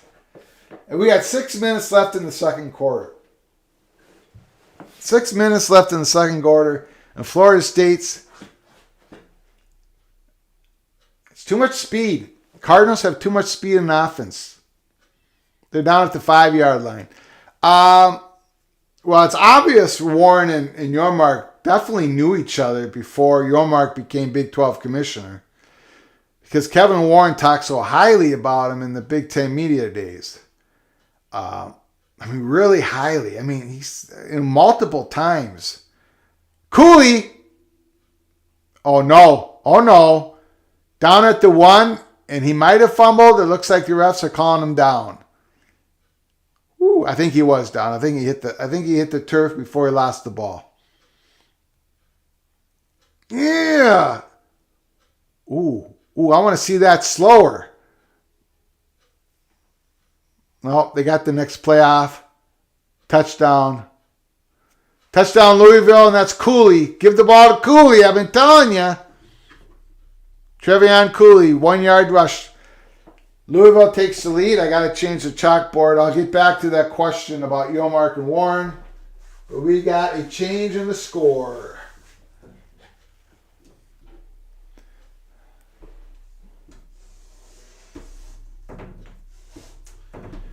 (21-14) Louisville. Well, it's not 21 yet, but I put it up there. If he missed the extra point, I'll take it off. Are they working together? Are they like strategizing this?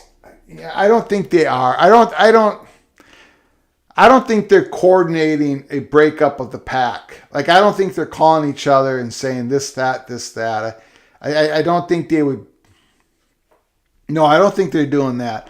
I do think that Yormark, the danger point with the Pac-12 is that Yormark is talking with ESPN and Fox. The working relationship that Yormark has with Fox versus the working relationship that Pac has with Fox, which seems to be non-existent. That's where the danger is for the Pac-12. It isn't Kevin Warren and Yormark talking with each other and planning the coordination of the breakup of the Pac-12. I don't believe that's happening. I know a lot of people do. I don't think that's not how it works. But I do think Yormark is trying to get projections to show Arizona State, Colorado, and Utah and say, this is what you'll make if you join the Big 12. And we know that, and then Arizona State, Colorado, and Utah can compare those numbers to see, and then look at what Kliavkoff has for them. See, this is all going to happen here. So buckle up.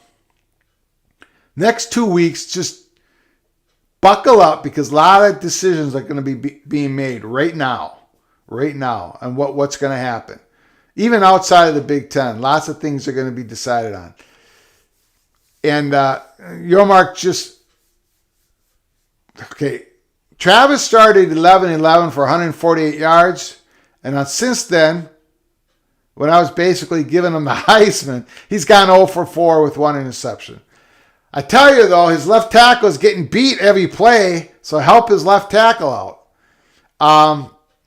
Total yards in the second quarter, 100 to Louisville, 7 to Florida State. I hope I've answered your question. I don't think Yormark and Warren, I don't think them working together is the big thing. But Yormark having 2 media companies he's discussing with, and Kliavkoff only having 1 with ESPN linear, but now, he's trying to work out with something with Amazon. Yormark has the advantage. He has the advantage. That's a first down Florida State. But can he actually get it done to where he can expand? Because they want to go west. He said it publicly. And when a commissioner says something publicly, he has said it privately over 50 times. That's just how it is. So when he said, we're looking to go west, he's had so many extensive conversations with multiple contacts with the media companies and his schools and his conference. That's going on. So, yeah, Yormark is on the path, a hot path towards expansion. Let's see if he gets it done. Yes. Hakini. I'm sorry if I got your name wrong. Kliavkoff and Warren supposedly had a good relationship too. See how that ended up. Good point. That's a great point. He's down. Interception, but I think he was down. Travis just threw an interception, but I think his knee hit the ground before he got rid of the ball. What do you guys think? Oh, and he's injured. Oh, geez. Yeah, he's injured. Oh, boy. Oh, no. Louisville fans are getting into it. We got a broken something or another. I shouldn't say that, but he's injured. He's not hurt. He's hurt, but he's also injured. I tell you. And there it is again. From the right side, number 6. It's been going on all night. That whole left side of the Florida State's offensive line has been caving in like an accordion. And Travis, that's the oh, he's hurt. It's bad. I don't want to look at that again. I'm not looking at that TV again. Travis is badly, he was down though. That's not an interception. He was down.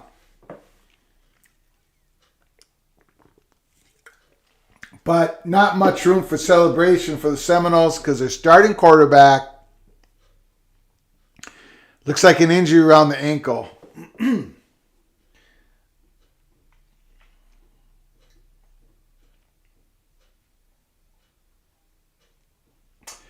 Sean Wilkinson. Why do you think decisions will be made? This time last year it was done.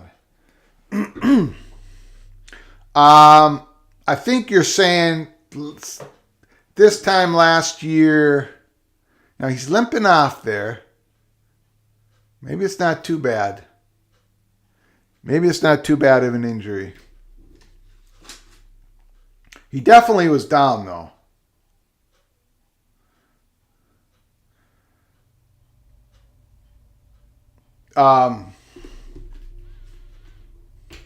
He's going back to the locker room. I think, Sean, what you're saying is, SEC they expanded right in July 2000. They made the decision. It was done. I might be putting words in your mouth, but you're saying, here's the deal. Big Ten is looking to Big Ten's. A lot of decisions are being made right now, and we were told that in July that there's a decision window between August 15th and October 15th. We set it out there. A lot of people kind of gave us heat and said, no, things are settled, not going to happen. Then you hear reports that, you've heard all these reports about Big Ten, somebody in the representative of Big Ten meeting with representatives, lawyers, and consultants of Oregon and Washington. We also think that's happened with Stanford, by the way. You heard all these reports. The Big Ten didn't want to, their idea was never to have USC and UCLA and USC on an island. I think he's out of bounds. That's just, I'm telling you, and other people have reported this. We reported it from the day after UCLA and USC when that announcement happened. And what was interesting was when we broke the news on March 31st that USC called the Big Ten. If you don't know that story, you can go on Flug Empire and read the pin tweet. We also put out an episode explaining how we had that story and how we broke it over the months before June 30th when it was announced.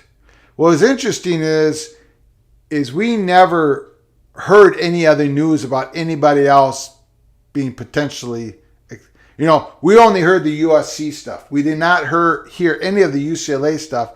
But we were also told that USC called Big Ten alone, like they were working with Big Ten individually. We talked about that on March 31st, April 2nd, April 5th, April 6th. If you go back to my Twitter account or go to that episode in our channel here, that we talk about it, how we broke it. The other Pac-12 schools were just not in the loop. They weren't calling. They weren't part of any process with the Big Ten. So it takes a while to go through this process. And of course, right after UCLA and USC was announced that they were going to the Big Ten, then the schools, everybody called the Big Ten. And everybody called the SEC. So the clock only really started ticking, we believe, like in August, like August 15th. Like it took this long for really this process to start. And sure enough, with regards to Oregon and Washington and Stanford, and sure enough, on August 19th, that was the first time Brett McMurphy came out and said Oregon has had representatives of Oregon had a meeting with representatives of the Big Ten. So, you just don't flip the switch. You don't get a call and say, okay, you want to, yeah, we want to expand with you. You want to come with us. It's done. It doesn't happen that way. It takes a while. And I think they've been working through this process. Just in case, Big Ten has been working with Oregon, Washington, and we believe Stanford in this process, just in case they get the numbers that they need from potential new media partners. Just in case they get it. Now, they didn't get it? Okay, then they didn't get it and they're not expanding. They didn't get the numbers they needed. But we haven't heard that. We haven't heard what some are saying, that is Arizona 247. And you're probably talking about Jason Sear, who's a good guy, good writer. I've had the pleasure of communicating with them. But we'll see. We haven't heard that. BTM and associates haven't heard that. We have not heard that the decision has been made that they can't expand. Okay. 3rd and 1, 3:04. It's pretty important that Florida State stop Cunningham first down. Florida State just doesn't have the gas in the tank to stop Louisville right now. They're just gassed.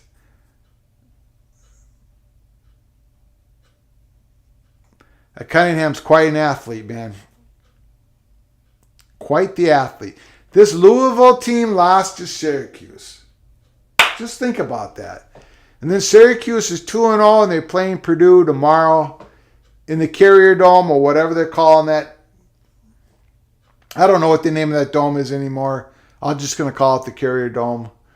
If Syracuse defeats Purdue, look out for the Orangemen. Look out for the Orangemen. I got them in my prediction segment. I do my prediction episode every Tuesday. So far, Peek Around the Corner is 12-6-1 against the spread, which is really good. One of these weeks we're going to collapse. Hopefully it's not this week.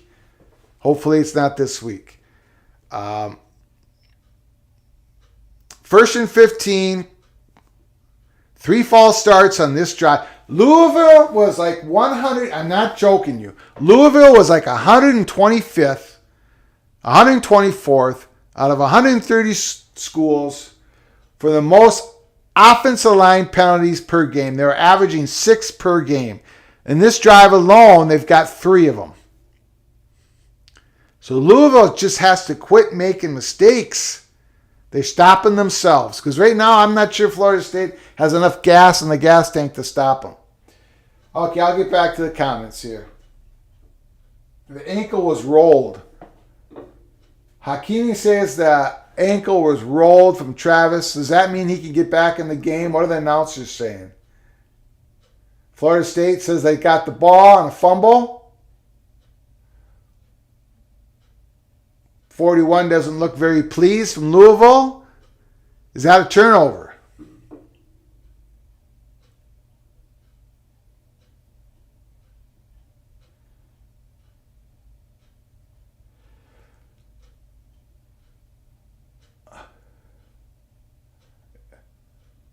Okay, I got to see this play here.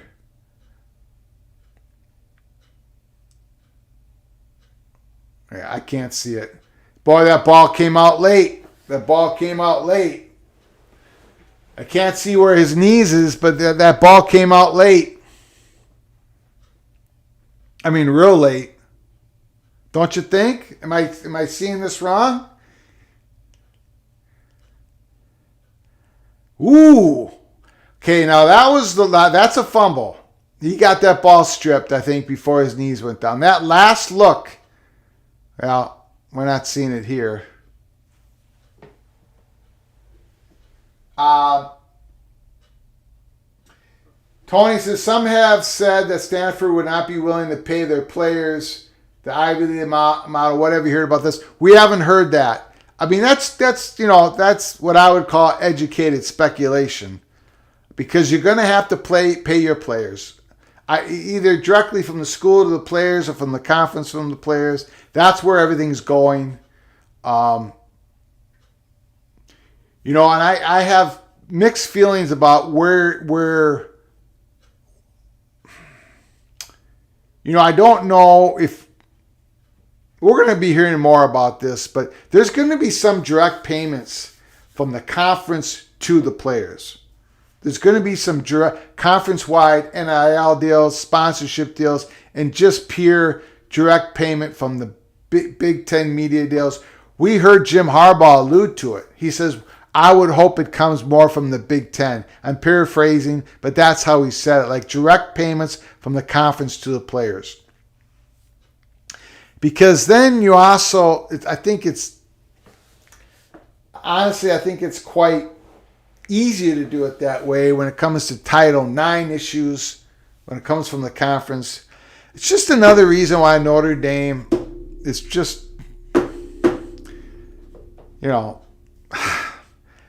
I know people are kind of tired of me talking about it, so maybe I won't talk about it. But the whole thing with Notre Dame and staying independent, it's going to be a hard road to climb to keep doing it year after year when these conferences become so much more powerful and they're giving money to the direct payments to the student athletes and all types of sports. But I will not clog up this live show with more Notre Dame talk, so I'll leave it at that. Sean Wilkinson, yeah, but the Big Ten TV deal is done. Sure, it's done, but the TV contract has carve-outs established in the contract to where, and SBJ, Sports Business Journal, has talked about it. They broke the news where there is specific language in this established Big Ten TV deal, this new one that starts 2023 next year. There's language in the contract that says Notre Dame knows exactly what they would get and what the media companies would have to pay out for the entire contract and how much the other Big Ten schools would get. Specific numbers laid out for Notre Dame if they would come to the Big Ten. And then there was language in the Big Ten that there'd be something to the effect of there'd be a good faith conversations. Am I saying that right? Good faith conversations in and around if the Big Ten would try to bring on an Oregon and a Washington and a Stanford. Although those schools were not named specifically. So yeah, the Big Ten deal is done, but it was done in a way that everybody knows Kevin Warren wants to expand. And he wants to do it sooner rather than later. He does. Can he get it done is the question. But the intent, the motivation is there from a Kevin Warren perspective. He does not want UCLA and USC to be left home on an island. Period. And we said that on July 1st, 2nd, and 3rd, before even people were talking about it.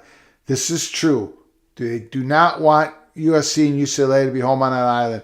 But can they get it done? And we're going to know very shortly. So stick with Peek Around the Corner. Stick with us. There's always something going on in college football. So please, during this show, hit the like button. Subscribe to our channel. If you haven't subscribed to our channel, please do so and share the videos of Peek Around the Corner. And tell your friends to subscribe so you can get notified when we come on next. Because big run, he broke it. Florida State, man, they got that fumble. Louisville's just is making too many mistakes. Louisville Cardinals are making too many mistakes. They gave up that ball. The last 2 times they've had the ball, was it a fumble? Am I right on that? Man. I don't even know. Who's the quarterback of Florida State? I'm sorry. Travis is not in there, obviously. Who's that quarterback?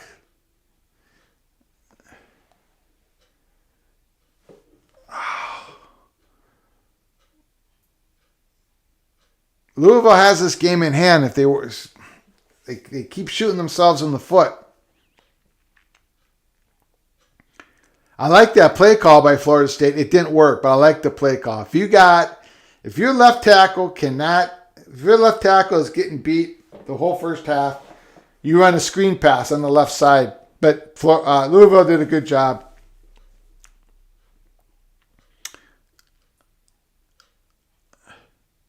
Holy moly, that's that Louisville blitz we were talking about. They did that all second quarter, third quarter, fourth quarter against UCF. That's what Louisville did. Blitz, blitz, blitz, blitz, blitz. Florida State's got a new quarterback in there, and they blitzed. And they just got done running a screen play, so a beautiful defensive play call by the Louisville Cardinals. All right.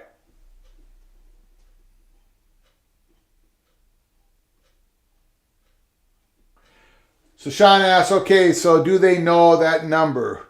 Now the Big Ten would know what number they would need from the media companies to get it done, an expansion of 17, 18. I mean, everyone knows what that number would be. They've been talking about this for months. I mean, you got to remember the whole USC UCLA announcement on June 30th to join the Big Ten. So people kind of think, okay, this is happening June 30th. Man, this was happening. This thing was planned out. We got it March 31st. Obviously, it happened before March 31st. We do not know when the first conversations happened. But this has been going on for months.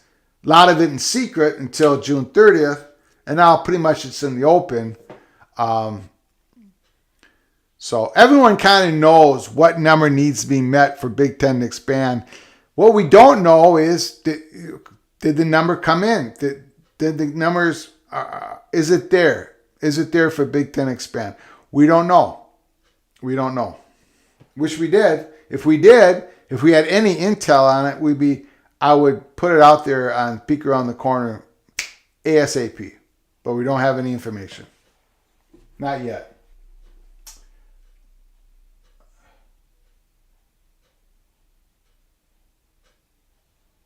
Okay, so thanks, T-Duck. According to Jason Sear, staff posted September 11th. According to Arizona 247, 3rd and 26.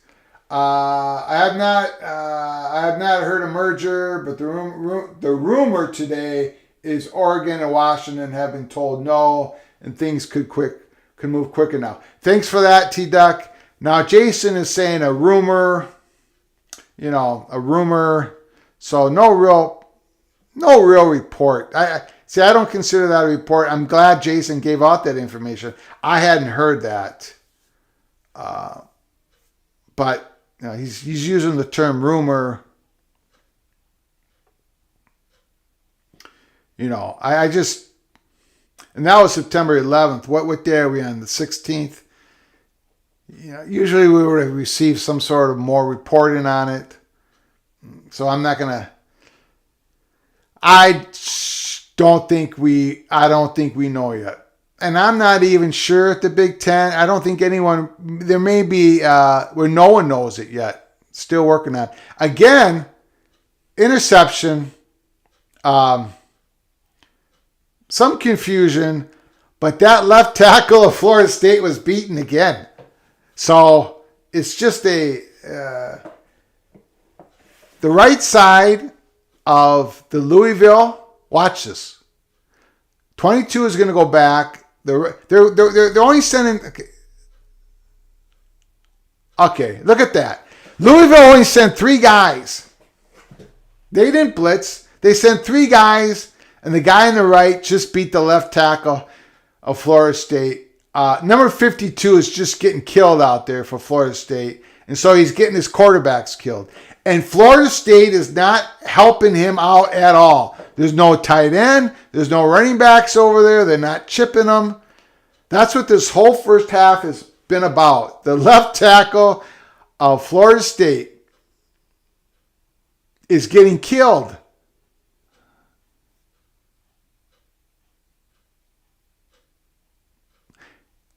And Cunningham, okay, so Louisville's going to try to set up for a field goal here. So that's why we're not really seeing, we've seen a few blitz, and they've been effective for Louisville Cardinals, but that's why we haven't been seeing this blitz from Louisville, because they don't need to send the blitz because they're killing that left tackle, Florida State.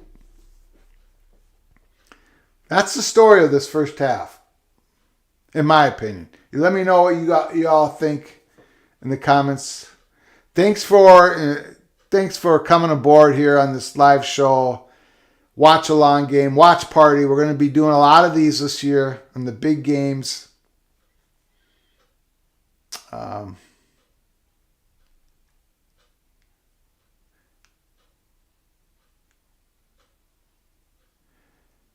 Yeah, there's the right tackle getting beat. So Louisville's right tackle, Florida State's left tackle. Louisville's right tackle, Florida State's left tackle. Those two guys are having a very difficult game.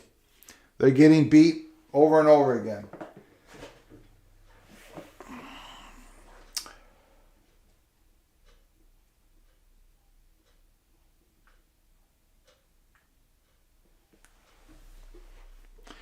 "22 seconds. And I think that might have stopped Louisville's drive.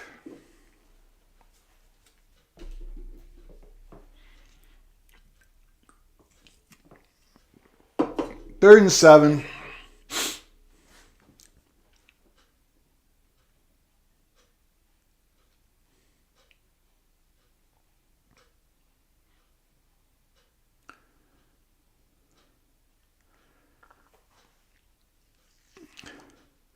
Watch that right tackle, Louisville. See if he can establish. Well, no, he did okay there. Incomplete. 4th and 7. Got to punt the ball. And that should be the end of the first half. Louisville 21, Florida State 14. Once this halftime is over, I'm going to be taking a break. I'm just going to leave the camera as is. I'm going to get myself a sandwich. I'll be back. Hopefully you all join with me here in the second half. Louisville, Florida State. Friday night football, college football. You got to love it. A lot of stuff happened here. Travis got injured. Florida State's Jordan Travis got his ankle rolled, injured, probably out for the game. And the left tackle, Florida State, can't block. Can't block Louisville tonight. Yep, I got it. Okay, I see. Yeah, Jason Shear is the 247 Arizona board writer. Does a good job. But if you read what you said, T-Duck, he says, but the rumor today is Oregon and Washington. It just isn't. It's not a tight enough report for me to, And again, it's been 5 days. It really hasn't been backed up by any other reporting. So we'll see. We'll see.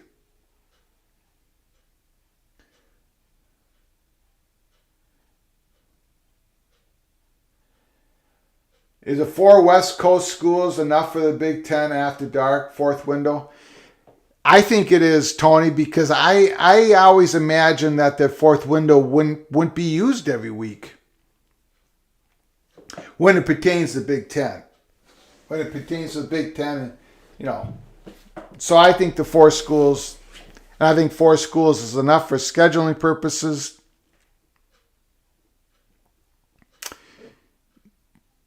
But again, if Notre Dame calls tomorrow and says, "Hey, we've decided we want to join the Big Ten," then I think the Big Ten would just, they would take Washington, Oregon, and Stanford. So, but yeah, I think the 4 school West is what a lot of people in the Big Ten want to happen. Not just Kevin Warren. But again, they need the numbers to come in. They need a big enough number to come in. And has it come in? We haven't heard any reports that it has come in, right? We don't have any intel that that big enough number has come in. We just know that the Big Ten is plotting. They were plotting. They were planning. They were meeting with potential candidates just in case the big numbers did come in. But we just don't know. We do not know. Anyways, I'm going to take a 5-minute break. I will be back with 10-minute break. Start for the second half. Louisville 21, Florida State 14. I hope you will join us for the second half. Peek Around the Corner live show watch party. Be right back.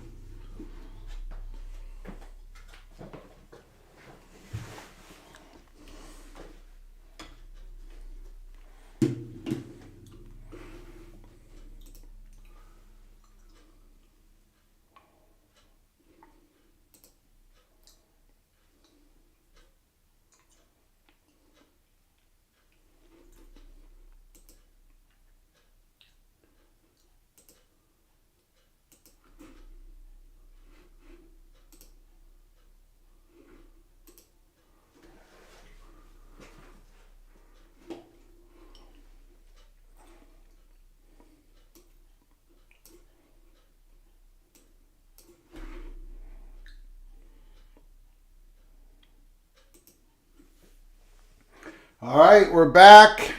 We are back. Let me just put out a message here for everybody on Twitter.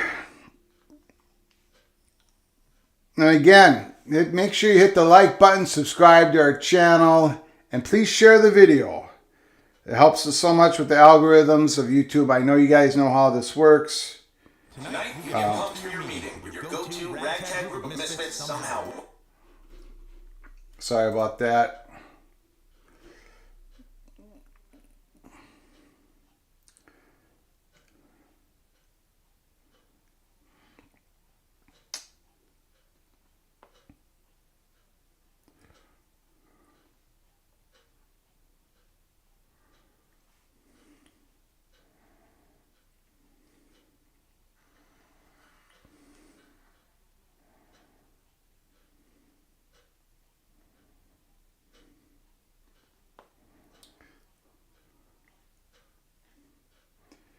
Be with you in a second.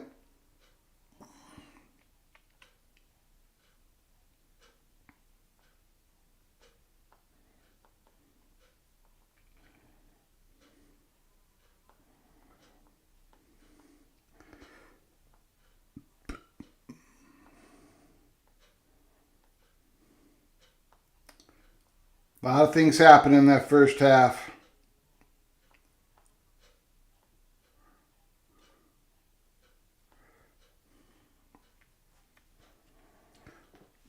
Now we'll see if there's any adjustments being made. Right? We'll see if these coaches, Scatterfield, Norvell, can make any adjustments, because for Florida State, their left tackle is getting beat like a rented mule, and Louisville's right tackle isn't doing any better. And it is killing these guys. We saw Jordan Travis get injured because his tackle got beat. Let's get this thing back up again.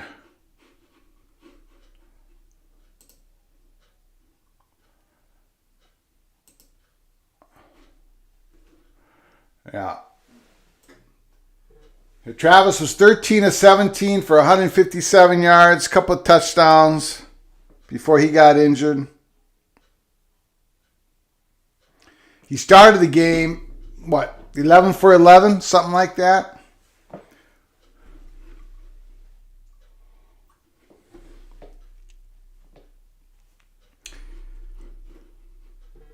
Let's see if we can do the Malik Cunningham, 13 for 18, 148 yards.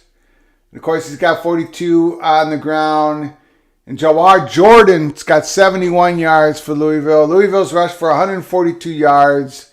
Florida State's only 66 yards. So without Travis, you got Rodemaker for Florida State, 1 of 3, 1 interception. They're going to have to give the ball to Treshaun Ward, pretty much the whole half here to get back in this game. Florida State's in trouble. Starting quarterback is out. Left tackle can't block. Not against Louisville. Not in this game. We'll see if Norvell makes any adjustments to help his left tackle out. Don't mind me. I'm just going to do my dinner.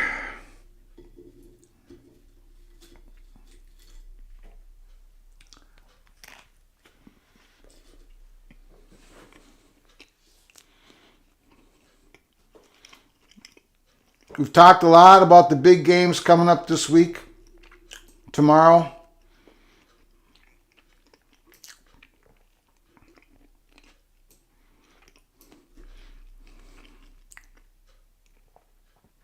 Texas Tech, North Carolina State. We haven't talked about that game.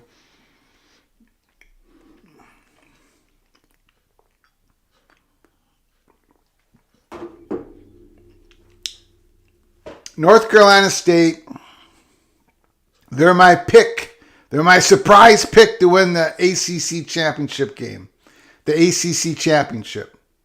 Devin Leary had 4 interceptions last week, so I think hopefully he's got it going. Texas Tech, big Big overtime win against Houston last week. So what do you guys think about that game? North Carolina State, Texas Tech. I don't remember what the spread is, but that's a big game. Both teams are 2-0. But North Carolina State is my team in the ACC because of the quarterback position. The advantage that North Carolina State has over Clemson, I think, is gigantic. I think this is going to be 2 years in a row Clemson doesn't win the ACC championship. I was called crazy when I made my ACC predictions.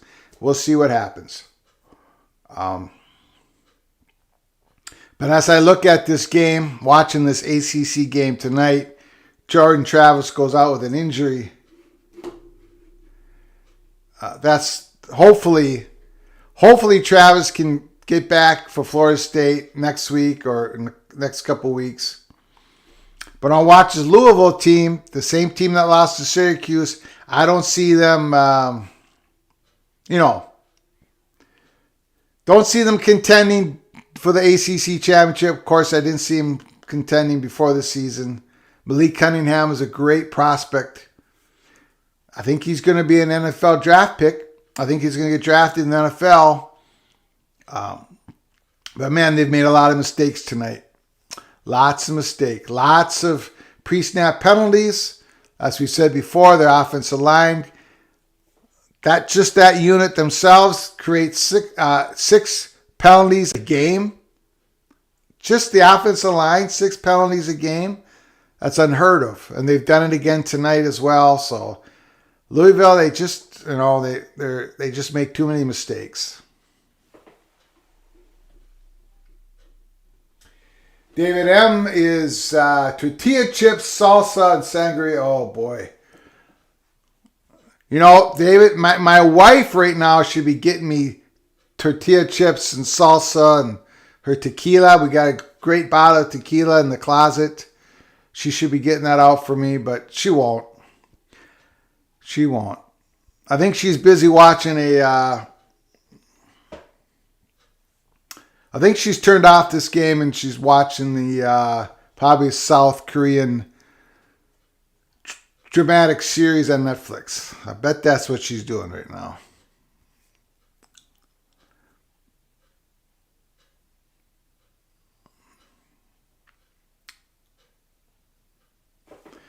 So Purdue and Syracuse, Sean Tucker. He is my Doak Walker Award winner. I predicted him to win the Doak Walker Award. He probably isn't going to get it done because there's other guys who've had monster first 2 games in college football for the running backs. But he's had 212 yards in 2 games rushing the ball, and he's had a lot of catches out of the backfield. He's had a lot of receptions. I love watching Sean Tucker play. I do not know what time that game is at. It's at 11 o'clock. 11 o'clock on ESPN2. That should be... I got Syracuse in that game.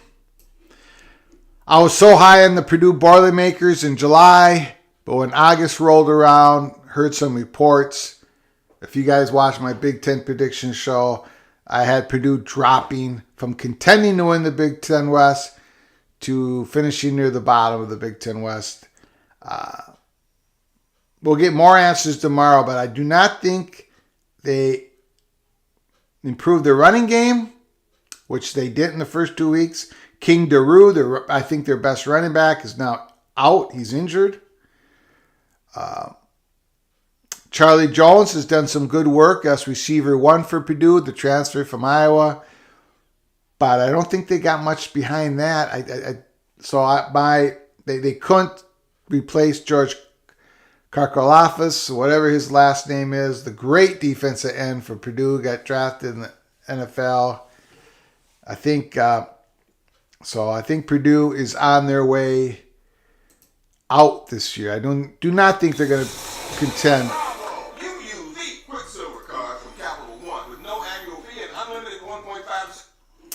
Don't think they're going to contend for Big Ten West. Waiting for the second half to begin. Louisville's up 21-14, and they'd be up by more if they would quit making all sorts of mistakes. Fumbles, whole bunch of penalties. But they've got Florida State back on their heels. Florida State's defense was completely gassed at the end of that first half. Completely gassed.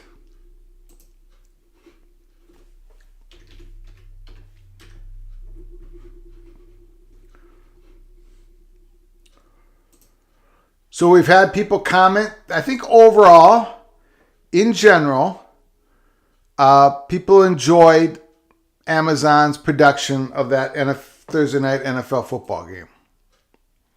I think they generally liked it, which bodes well if one of these college conferences can get Amazon into their media package. You know, if Pac-12 can strike a deal with Amazon, maybe it'll work out for them. I still think it's an exposure issue for Pac-12 because people are not used to watching football on Amazon. So it's a question of, does Kliakoff go for the money or for the exposure? He's going to get more exposure for having his content on ESPN, but he's probably going to get more money if he goes with Amazon.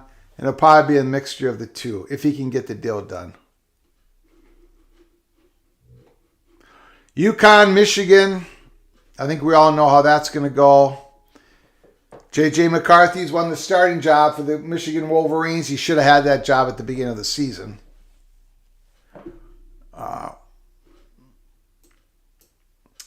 Georgia, South Carolina. I don't know what the South Carolina Gamecock fan base thinks of the first 2 weeks of Rattler being their quarterback. He's got a lot of gifts. He can throw that football around, but are they happy with his performance? I don't know.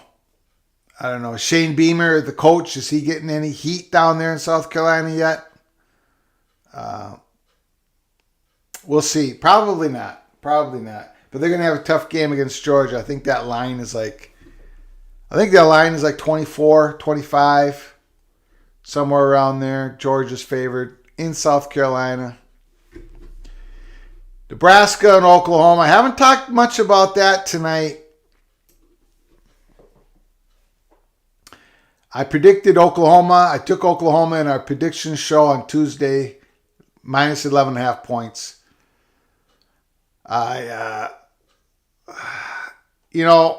So there's some good stuff going on in Nebraska.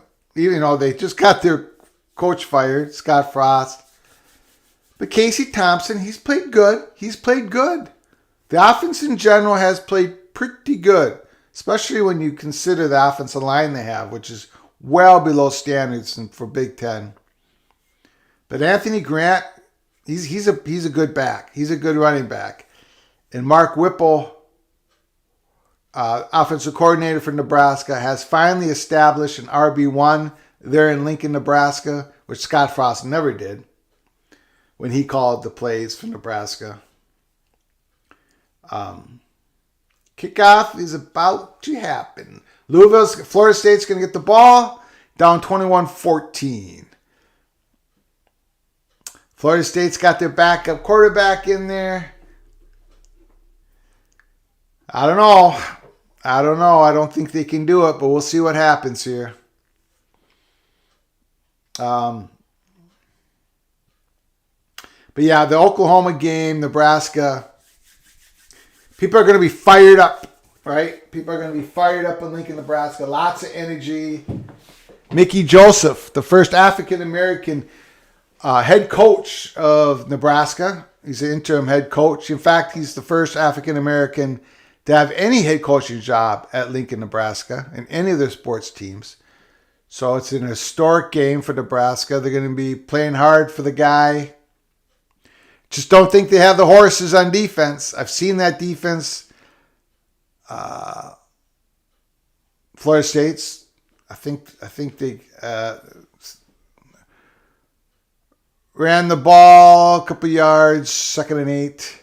They're going to have to run it a lot here in the second half, a backup quarterback. But I don't think Nebraska has the horses on defense. Definitely not on the defensive line. Definitely not in the defensive tackle position. Ooh! Big completion by Rodmaker. Big completion. That's like a 25-yard gain. That might give the guy confidence. Big slant pass. That looks like an RPO. Louisville linebackers got sucked in. We saw that early in the first half when, we saw that in both touchdowns of Florida State. Louisville linebackers getting sucked in on the play action pass.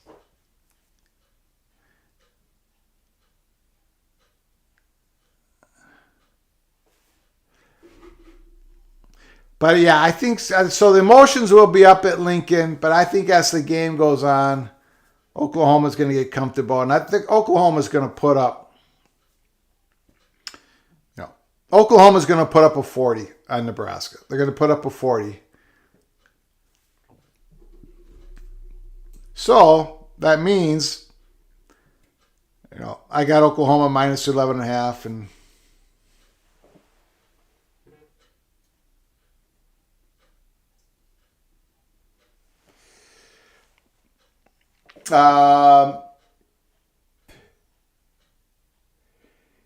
T-Duck, also per Jason, if Oregon and Washington will sign a 5-year deal, the conference isn't breaking apart. Well, I think that's pretty obvious. But thanks for the info, T-Duck. If Oregon and Washington sign a 5-year deal, then you're not going to have the Big 12 being able to poach. If you're always asking, Oops, sorry. you're next. You're not going to have the Big 12 being able to poach Pac-12 schools. Arizona schools probably won't leave. So we'll see. And we're all going to find that out real soon. Florida State's trying to establish that running game.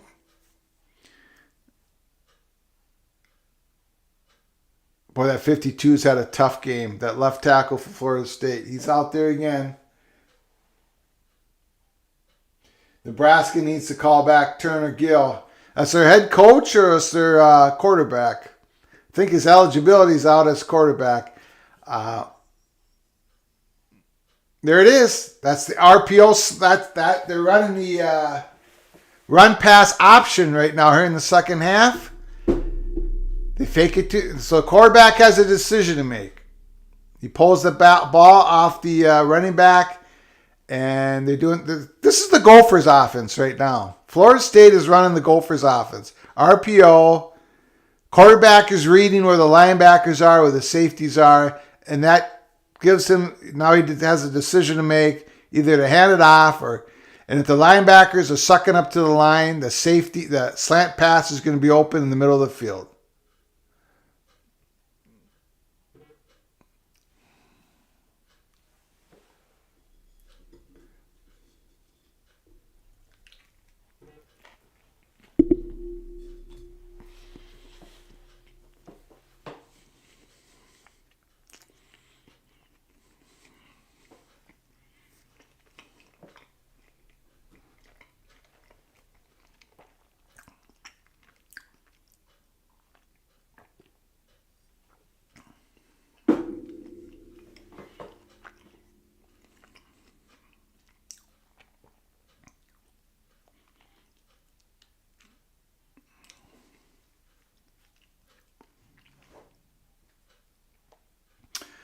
Third and long, Florida State.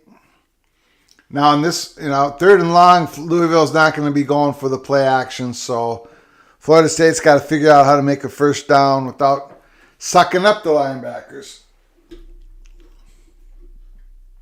I'm just going to guess here they're going to throw something short of the first down marker, and hopefully the receiver can make the first down. They got the backup quarterback in. Travis is hurt. Left tackle can't block tonight. He's getting beat. He's probably going to get beat right here. And he got beat. They're going to do a holding call on the left tackle of Florida State. Unless they're going to call offsides on the right defensive end of Louisville because he came off so fast. They might be calling offsides in Louisville. It's that or holding. Yeah, offsides Louisville. You might have gotten off just a little too quick. Louisville's feasting over there. They're feasting. They're feasting on the right side of that. The left tackle, Florida State, 52, got a little too anxious. Number 22 got a little too anxious of Louisville.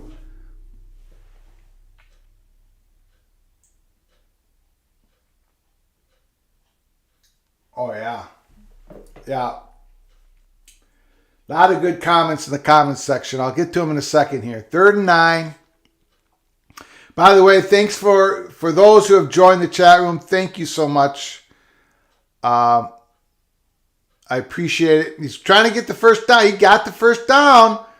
How do you say that guy's name? Is it Rodmaker, Rodmaker? I can't hear the announcers. Can't have the TV on. Is it Rodmaker? Rodemacher, Rodmaker. Number 18 shows some wheels. Got first down. Big play. Big play. That was 3rd and long. Now they're in the red zone. Let's see what the young kid can do. How crazy it will be at Texas A&M if they lose to Miami on Saturday? David M., that is a great, great question. I think it's going to be crazy. I think it's going to be off the charts crazy. In fact, I think that's what's going to happen. I've got Miami, Florida plus 5.5. But I think they're going to flat out win. I take the money line in Florida. Miami, Florida. I think it's going to be crazy. I think I've talked about this. I think there's something seriously wrong in College Station. And the pressure is mounting.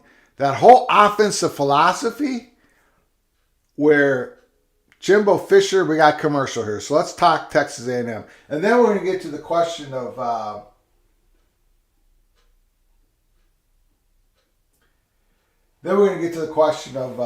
Leopold there in Kansas. Hocknell. I don't know how you pronounce your name, Hocknell. Hocknell. We're going to get to your point about Leopold. But David M. asked the question, how crazy it will be in Texas A&M. That whole offensive philosophy they got down there doesn't work. And I think people know it now. When they send the... Now, this is true for lots of different offenses in college football. But this is true to an incredible extent down at College Station. They send their receivers out in the pass route. And this happens in the NFL a lot. You know, the receivers have to learn this. And Jimbo wants his college players to learn this and to master this in the short time they're in College Station, where there's certain options run off these tree routes, where these receivers, you know, they have to understand if it's a man or a zone and what type of zone is it. And they have these different options off the tree route. So all these receivers have to kind of know what the other receiver is going to do. And then the quarterback has to know it's very complicated. There have been players who have transferred from Texas A&M, wide receivers, since Jimbo's been there, who've been relieved that they've gone somewhere else and say, thank goodness I'm out of there. Now I can actually learn the wide receiver position. You have to learn how to walk before you learn how to run. In Texas A&M, Jimbo Fisher wants his receivers to have things completely mastered, very technical, very detailed. That's why Jimbo, his whole offensive playbook is like, it's like calculus. It's like, and I don't think that can work. I mean, it worked with Jameson Winston, Florida State, when Jimbo won the national championship. He had all that talent. But he had an incredible talented quarterback who was great as a freshman and was in that. But it's not working down at I think Jimbo's in so much trouble. And then Texas A&M has all that money. They're starting a new quarterback Saturday, but if Texas A&M loses, that's going to be high drama in College Station.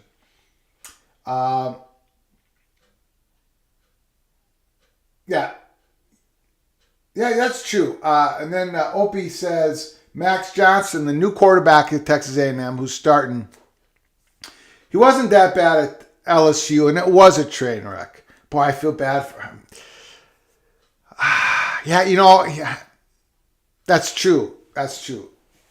LSU was a train wreck for Max Johnson. I just happen to think he went to another train wreck. It's a different train wreck. That's a touchdown. Florida State. Touchdown, Florida State.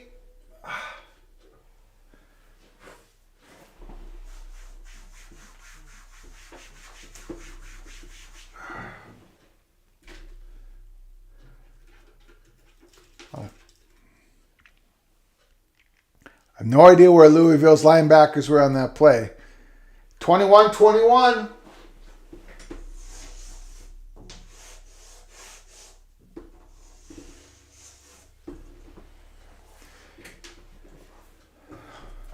It's all tied up. 9 minutes to go in the third quarter.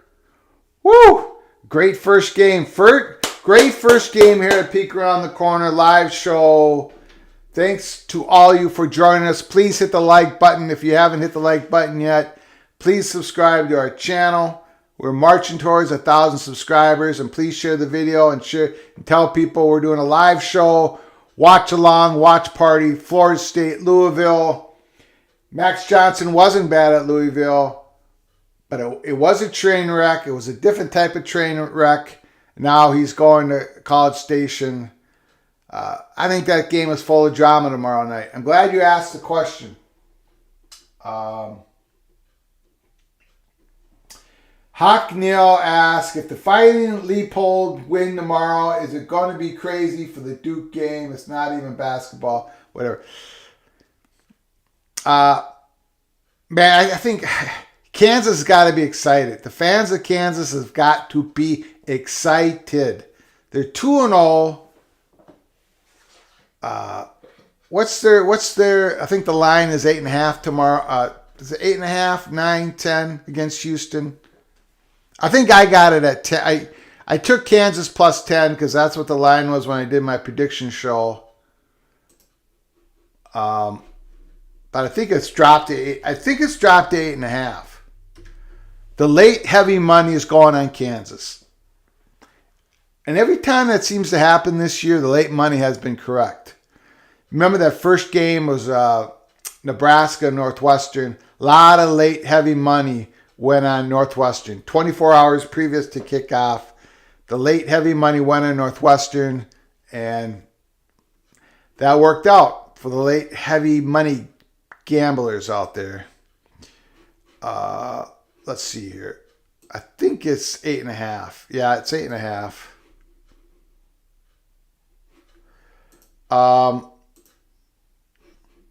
And I don't think Lance Leipold is really a candidate for the Nebraska job. That is just my hunch. No intel, speculation. I do not have him in the hot board 1.0. I do not think I think he's a guy who's going to. His reputation is as a builder, and Nebraska needs a builder. But I don't think he leaves until he's done building whatever he's building. He was a legendary coach. See, I knew about him before he became head coach of Buffalo Bulls. He was the head coach of Division III Whitewater out in Wisconsin. And he's a legendary Division III coach. Or is it Division II? That might have been Division II. Whitewater, Wisconsin. He won championships after championships after championships, national championships. And when Buffalo hired him, Buffalo Bulls, I praised it. It was great for Buffalo. He did a great job there. He's going to do a great job at Kansas. He just is. He's a head coach. He is a leader. He's a head coach. And the Kansas Jayhawks, they just came out with, you know what? Let me see if I can pull that up. Since we're talking Kansas Jayhawks, oh boy.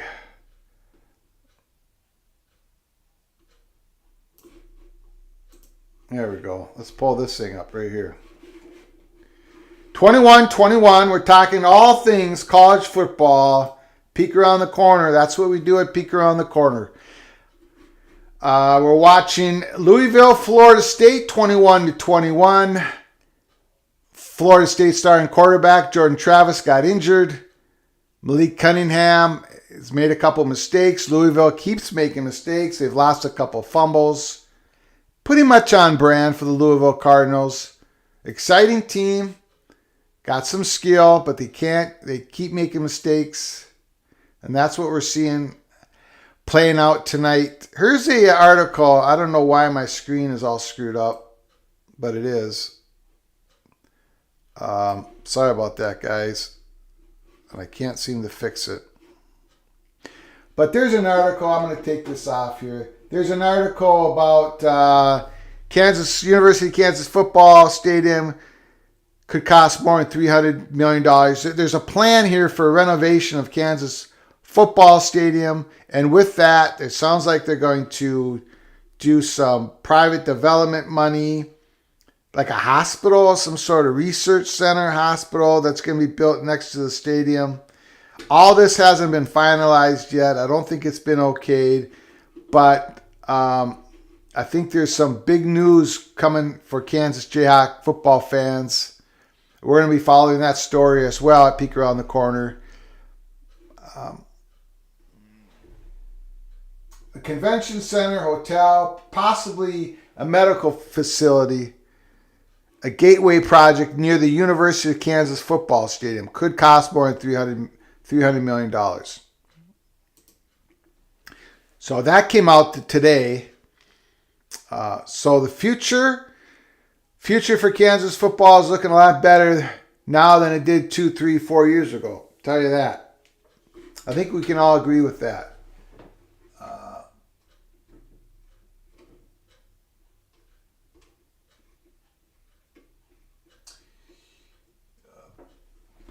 T-Duck, my dad is a Minnesota alum. He reminds me it's the Golden Gophers, not the Gophers. That is correct. Golden Gophers. Ski-U-Mah. Ski-U-Mah is the story behind Ski-U-Mah. The reason why Golden Gopher fans yell out Ski-U-Mah or put Ski-U-Mah in their comments on social media and they yell out Ski-U-Mah. Ski-U-Mah came from, I can't get the correct year, somewhere 1904, 1906. There were some University of Minnesota students on the banks of the Mississippi River. 3rd and 2, Louisville did not get a first down. Pass was broken up. They were on the banks of the Mississippi River and they saw some Dakota, Native Americans, Dakota. Another name that you might have heard is Sioux Indians, but they like to be called Dakota. They were doing canoe races across the Mississippi River. And the winning team would yell out, "Sky, Sky." So the University of Minnesota students thought that meant victory. And Ma, in Dakota language, is as understood by the University of Minnesota students in 1904 and 1906, thought that Ma was Minnesota in Dakota language. So basically, university students came up with Ski-U-Mah as in Victory University of Minnesota, Ski-U-Mah. The reality is that we later learned that Sky, when the winning team, canoe team, Dakota Indian team, when they got across the river first and they yelled out Sky, it wasn't for victory, it was more of a statement of yay, yay. They're all saying yay together. But it never really changed. Students fell in love with it. They used it. So Sky Yuma became the rallying cry of the University of Minnesota Golden Gophers athletics. So that's the story behind Sky Yuma. I probably bored a lot of you to death with that. But again, at Peek Around the Corner, we talk everything college football. So,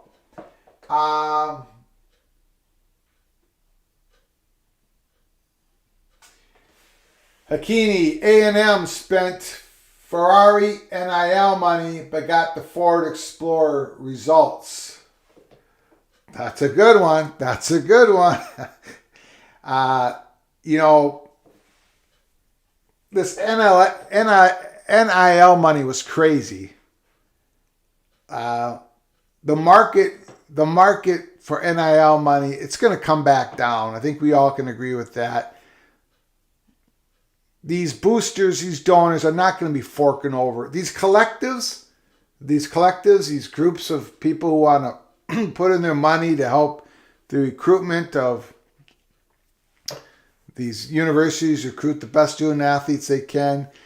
There's a certain price point to all this. And it's going to be crashing down. John Ruiz, the big booster from Miami, Florida, has said this in public. He says, I want to bang for my buck. In other words, they're not going to be forking over all this type of money they did in the first year of NIL. So that's all going to be coming down. And that's what we've said on Peek Around the Corner over and over again. NIL was, it helps compensate. It's a good thing for the student athletes. But it wasn't going to really change the landscape of college football. Not as much as the direct payments that are going to be coming from conferences and schools. That's going to be coming down the pike here pretty soon. That's going to change the landscape of college football and college sports. So, but I won't get into that for tonight's show. But so A&M spent a whole lot of money. I think a lot of that money, though, to be honest, correct me if I'm wrong, but I think Texas A&M spent a lot of that money on their 2022 recruiting class. So the guys are not really in plan, right? True freshmen, or even for this coming up recruiting class. Guys who are still in high school, right? 2023 recruiting class. I think that's where a lot of the money is being spent, NIL. So to be fair, they don't have the players on campus yet, where that money went to. But there's problems in College Station. Tomorrow night, Texas A&M, Miami, Florida. It's a must game to watch. Drama, high drama. Especially if the game goes the way I think it's going to go, where Miami, Florida goes in there and wins that game straight out. Crab cakes in football. We've got a Maryland Terrapin in the house. Maryland -2.5 versus SMU. Who do you got? I've got Maryland. That wasn't part of my predictions. I do predictions every Tuesday, so make sure you watch the Tuesday episodes. We're 12-6-1 against the spread thus far. I did post my, let me see if I can find it. There's video, the Tuesday video has my picks. Okay, we're going to go through them here in a second. I did not take Maryland, but they were one of the games that just missed. I pick 8 games. I call it the grade 8. And Maryland, I looked seriously at, but I did not take them for my grade 8 picks. Ooh, fumble. It's back up. Oh, sack. Florida State's having so many issues on the left side of that line.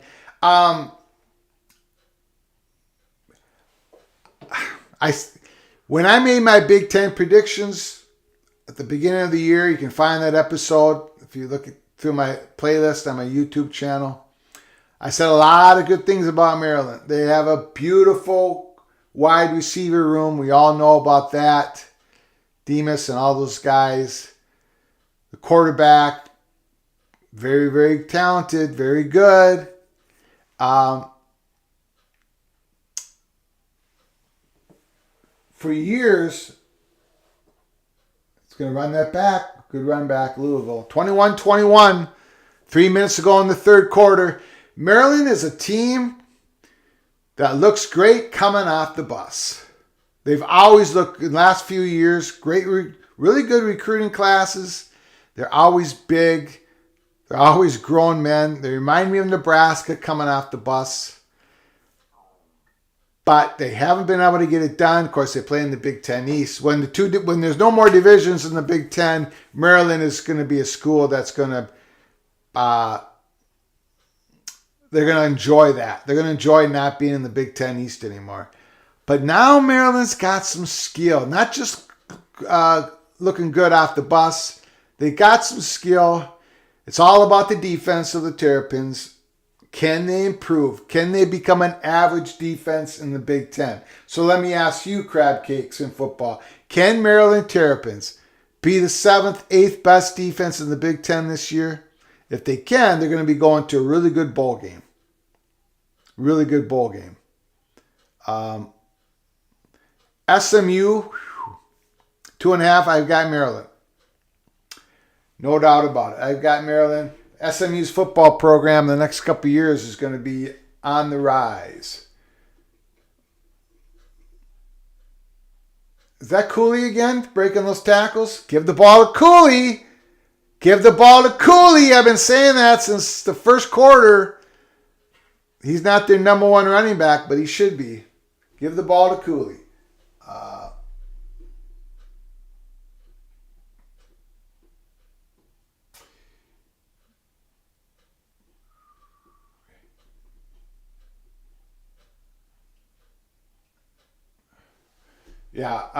Texas A&M going 8-4. Tell you what, if they lose tomorrow, they won't be going 8-4. I don't think they can get to 8 wins if they lose tomorrow, to be honest with you.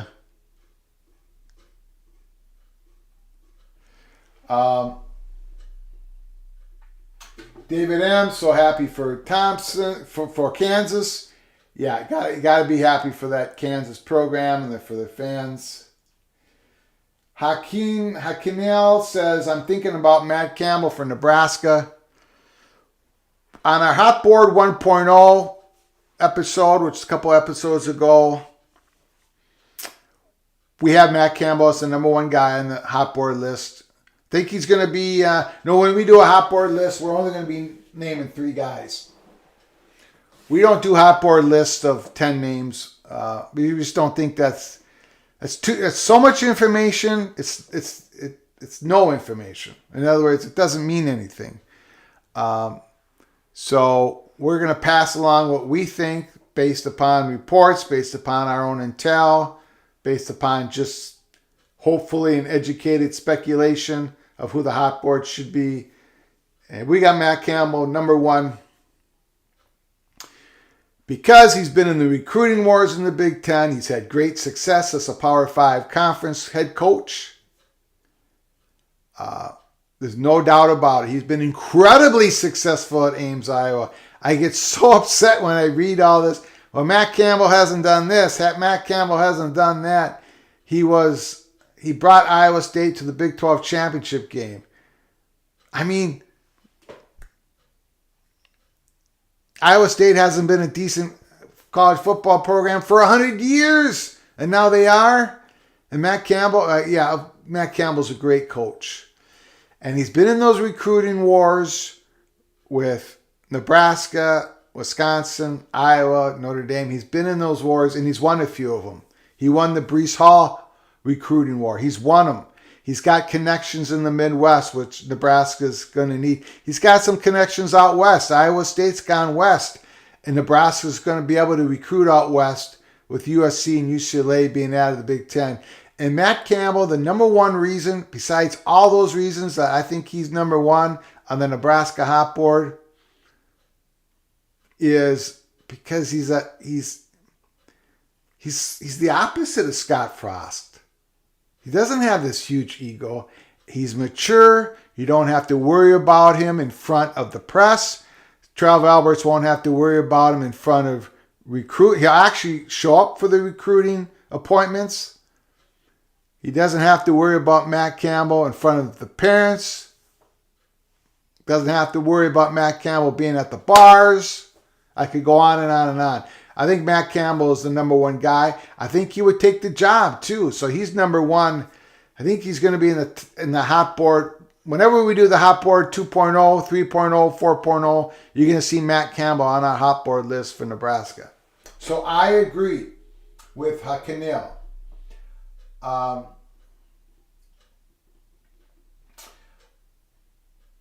little cautious. Whitewater was Division III. That I can't remember if they're Division III, Division II, but they won national championships. I know that. Jalen Daniels banged his right thumb in practice this week. No word on how serious. Doesn't appear to be bad. I did not know that. So, interesting. Thanks for the info.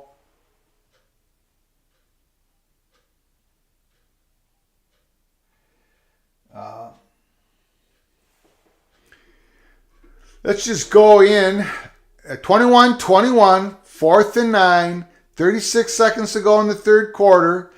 We're watching Florida State and Louisville. Big, important game in the ACC. Florida State has to punt from their own end zone.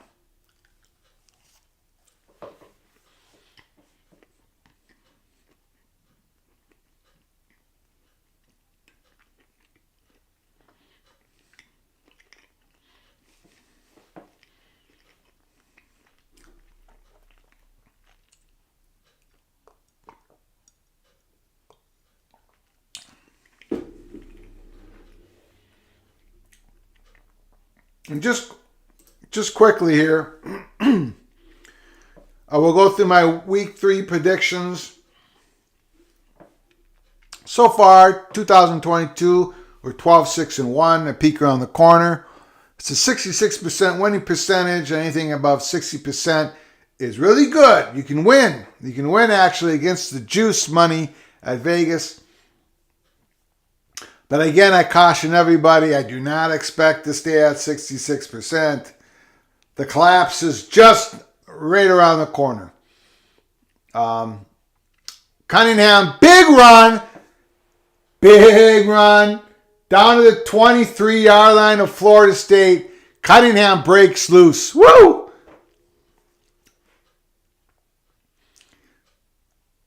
Look at this play. Goes left, cuts back right. No one there.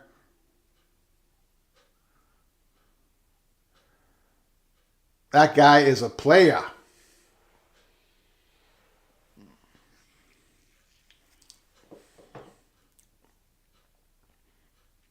And with Florida State's Travis out of the game, starting quarterback,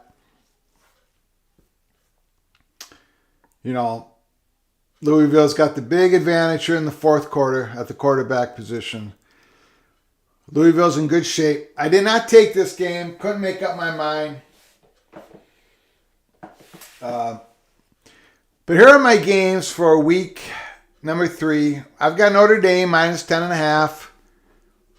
Even with Drew Pine in as the backup quarterback. Even though who knows if Notre Dame can score 21 points. California has a good defense. But my, if you watch the California UNLV tape last week, California, we talked about it earlier, California's offensive line is dreadful. Notre Dame's defense alone should score 10, 14 points in this game.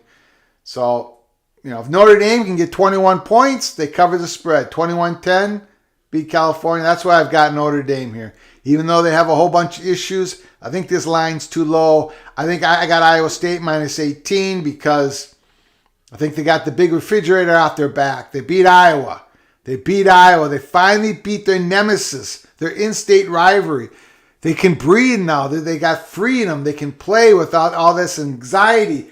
they're finally not. They're starting the season 2-0. They're usually starting the season 1-1 or 0-2. So the Cyclones will go in, and I think they're going to smash.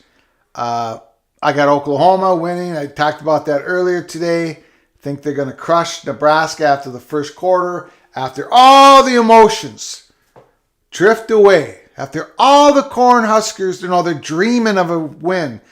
They're dreaming with their new coach, interim coach, Mickey Joseph, that they can beat their rivals, legendary long-term rivals, the Oklahoma Sooners. They think they can do it. The first time Eric Gray, running back of the Sooners, breaks off a 25-yard run, I think that whole thing collapses for Nebraska. BYU, Oregon, under 57.5. We talked about this earlier tonight. I was so impressed by BYU's defense.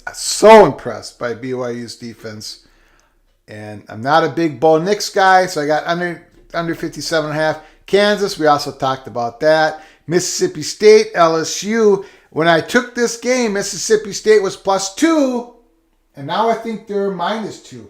I think they're favored by 2. I think the heavy late money has gone on to Mississippi State. So I'm feeling really good about that game. I'm feeling really good about Syracuse. We talked about that earlier. And, of course, Miami of Florida, 5.5. I think the line's up to 6.5. I think the line's up to 6.5. I don't know why it jumped a point. Why did Texas A&M go from -5.5 to -6.5? Because of the quarterback change? Because they're going from Haynes King to Max Johnson? Is that the reason why it went up a point? Boy, if that's the reason why it went up a point, I don't know about that. So those are my games. We'll see what happens. Again, I'm 12-6-1. Does the collapse happen in week 3? It very well could. It very well could.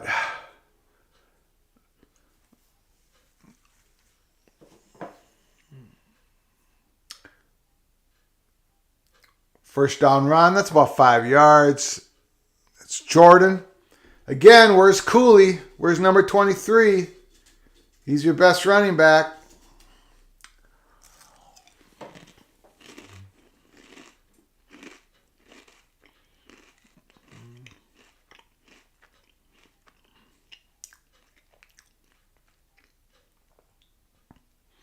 Cunningham keeps it right up the field. And touchdown. Touchdown, Louisville. Florida State's dream of going 3-0 to start the season seems to be falling apart. Cunningham is having himself a second half.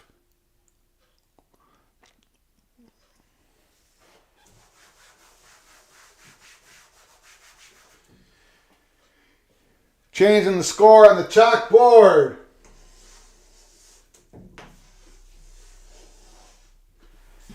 (28-21) Louisville. Louisville.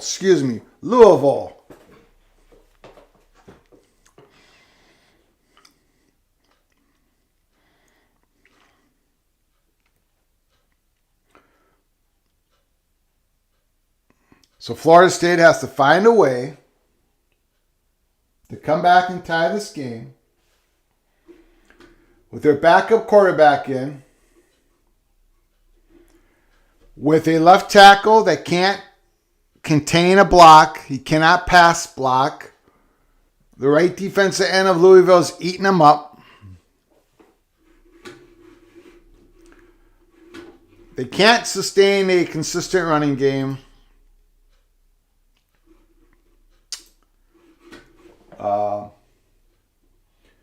Treshaun Ward has had the ball 8 times for 99 yards, the number 1 running back of Florida State. He's only carried the ball 8 times for 99 yards. Now, why aren't they giving him the ball more? Did he get nicked up? I haven't heard. Any reports. But they might want to give him the ball. Cunningham, 14 to 21, 151 yards. He's also ran the ball 14 times for 115 yards. He's got 1 touchdown through the air, 2 touchdowns. Tonight, 2 touchdowns running the ball.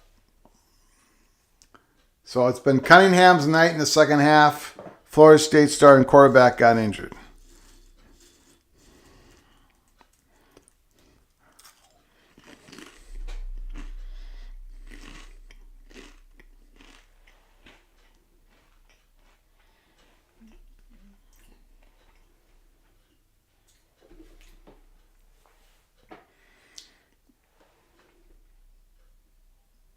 Hawkins says Iowa State was Kansas before Matt got there. I would say yes, but I would say Iowa State was even worse off than Kansas. I mean, just look at the entire history of Iowa State Cyclone football program. How many times they won 8, 9 games. I don't know if it even happened before Matt Campbell, to be honest with you.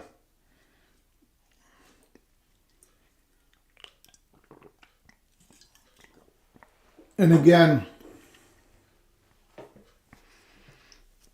if you watch Trev Albert's press conference after he fired Scott Frost, the very first thing he said was character. That's the very first thing. You know, he's got it. Whoever the new coach is has to resemble Nebraska's values. So I think that's Matt Campbell. Now, this whole Urban Meyer thing in Nebraska, I've talked about this before. I mean, I got to give Nebraska Cornhusker fans somewhat of a break because they've been through a lot.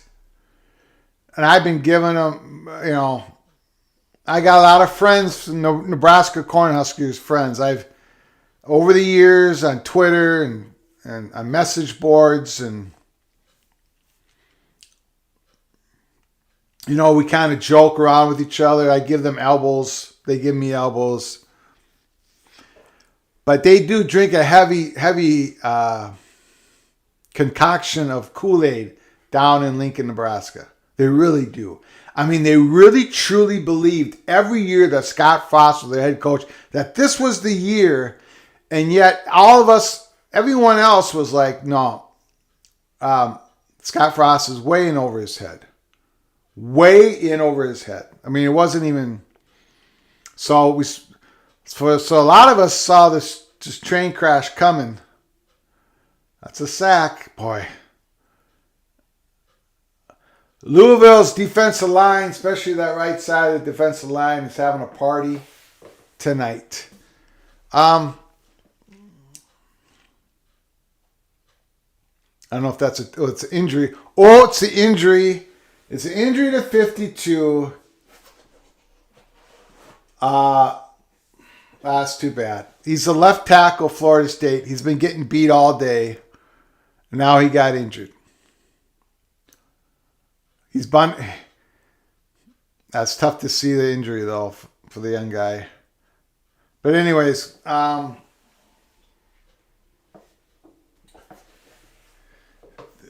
so you got to give the Nebraska Cornhusker fans a break.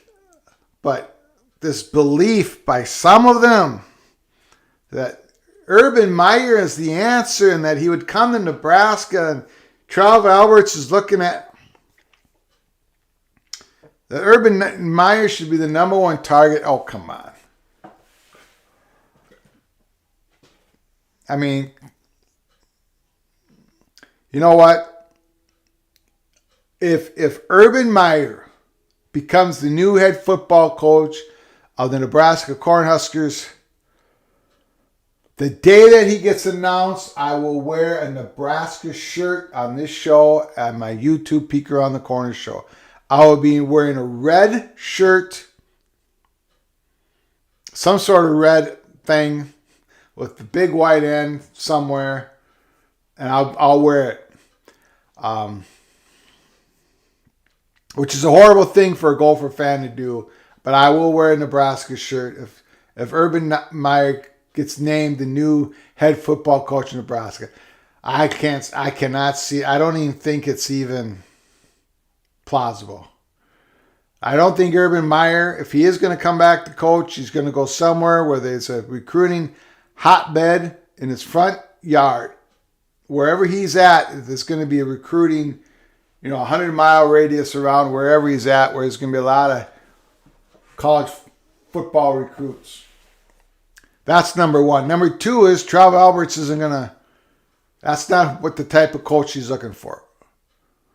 So the whole Urban Meyer thing, it's caused a lot of interest with the Nebraska fans. And I got to kind of give them a break because they've been through a lot. But the whole Urban Meyer thing is kind of ridiculous, in my opinion. But let me know what you think in the comments section below the video. And again, hit the like button, subscribe to our channel, and please share the video. Appreciate it so much. It helps us with the algorithm of YouTube. Appreciate it. This has been a great first night. First time we've done a watch along, a watch party, college football. We're going to be doing many more of these during the season for the big games. I think I'm going to do it for the Michigan State Gopher game next Saturday. I think that's a 2:30 game, Big Ten Network. What are they doing there? That's a surfboard? Louisville surfboard? What's the meaning behind a Louisville surfboard?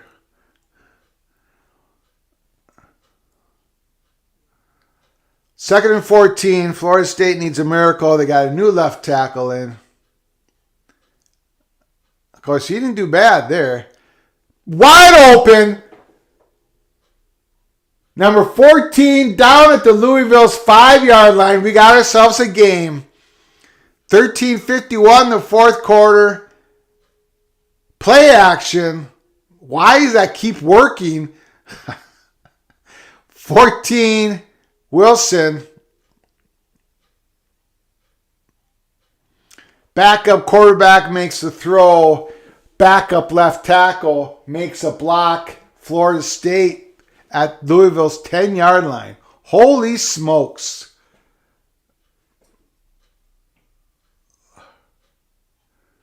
Slant, touchdown. Off the slant to Wilson. That's the RPO. And where are the Louisville linebackers? They've been getting sucked in the whole game. What are you doing? Leaves a wide open path for Rademacher. Touchdown. They did it again. They've been doing this all game, especially in the red zone. If you want to score against... Yeah, see the linebackers suck up on that play action? Hey, if you're going against Louisville in 2022 in the red zone, you have to run a play action. Fake handoff to your running back. Middle of the end zone is wide open. That's all you got to do against Louisville. Holy smokes. The lack of adjustments in this game is just... Whew. This is college football, baby. Look at that big pass to Wilson to set up the touchdown.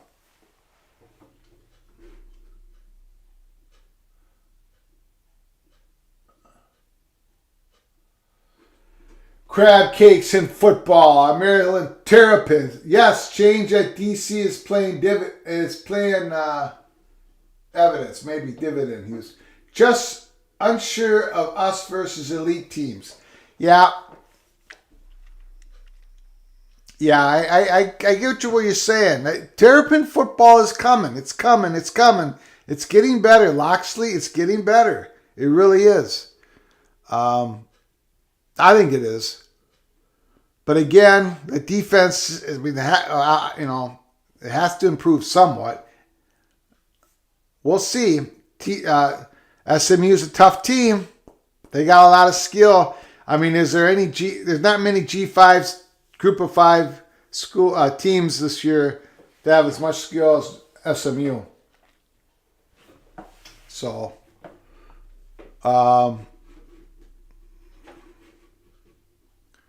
Let's check something out here. You know what? First I got to change the score.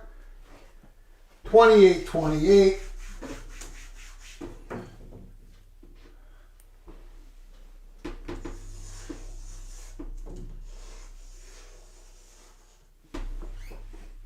Tell you what, though, Maryland football is fun to watch.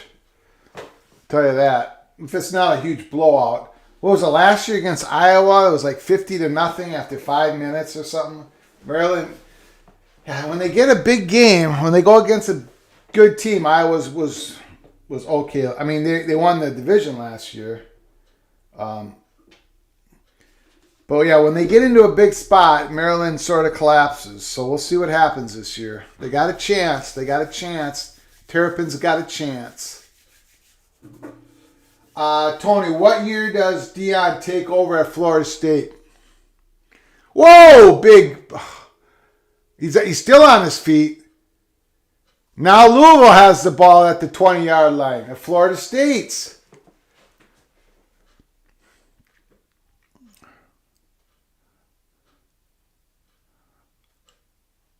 Wow, that was a beautiful pass. Holy smokes. Cunningham? Now, that was just a gorgeous pass. Isn't that?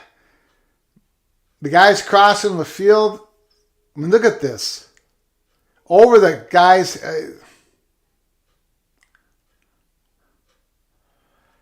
Hey. Malik Cunningham's second half has been magical. Magical. Looks like he got the air knocked out of him. Huggins Bruce, wide receiver. I think he got the air. I think he'll be okay. What year? I'm sorry, Tony. What year does Deion take over at Florida State?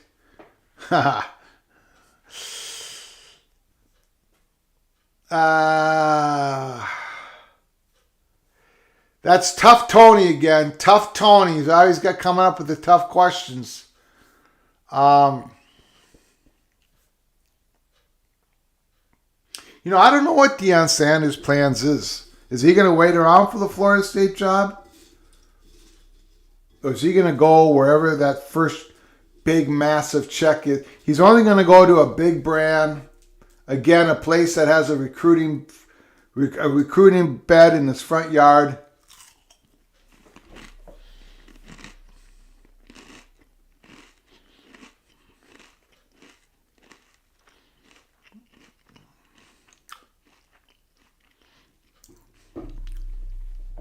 I would say, though,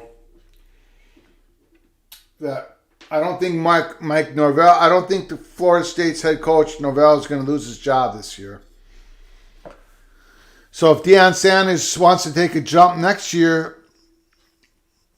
it probably isn't going to be at Florida State. So just my guess. Good defense. We got a third down here. We got about a 3rd and 5. We got 28-28, 12 minutes to go. Louisville's got it. About 3rd and 5.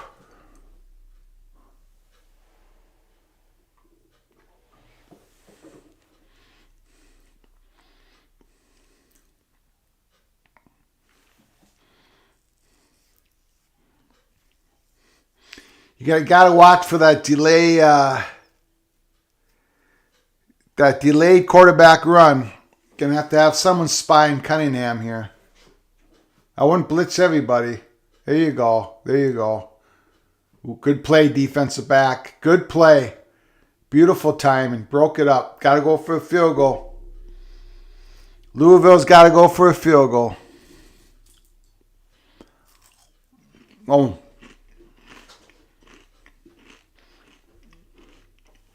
That was gorgeous.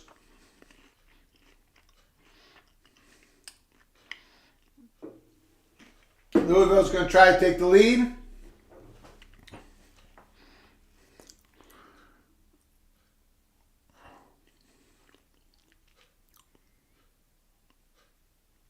Right through.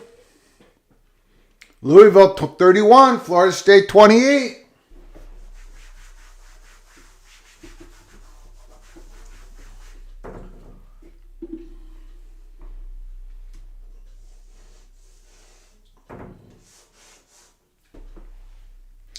Do we know how to pick them or what, huh? Isn't this a great game? First watch party. Peek around the corner, and we got ourselves a barn burner, 31-28, Louisville, Florida State. I can see Deion Sanders not waiting for the Florida State job to open up. So, and if you go and, look at the possibility, there's going to be quite a few jobs opening up this year. And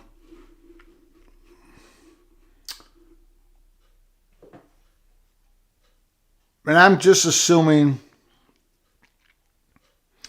that Deion Sanders would probably be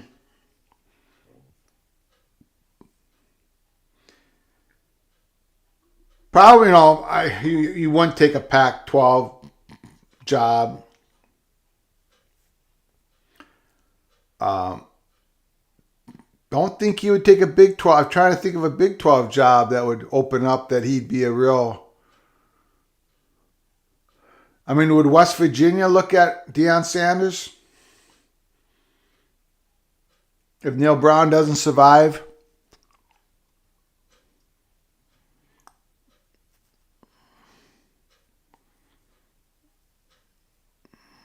I don't know. I do not know.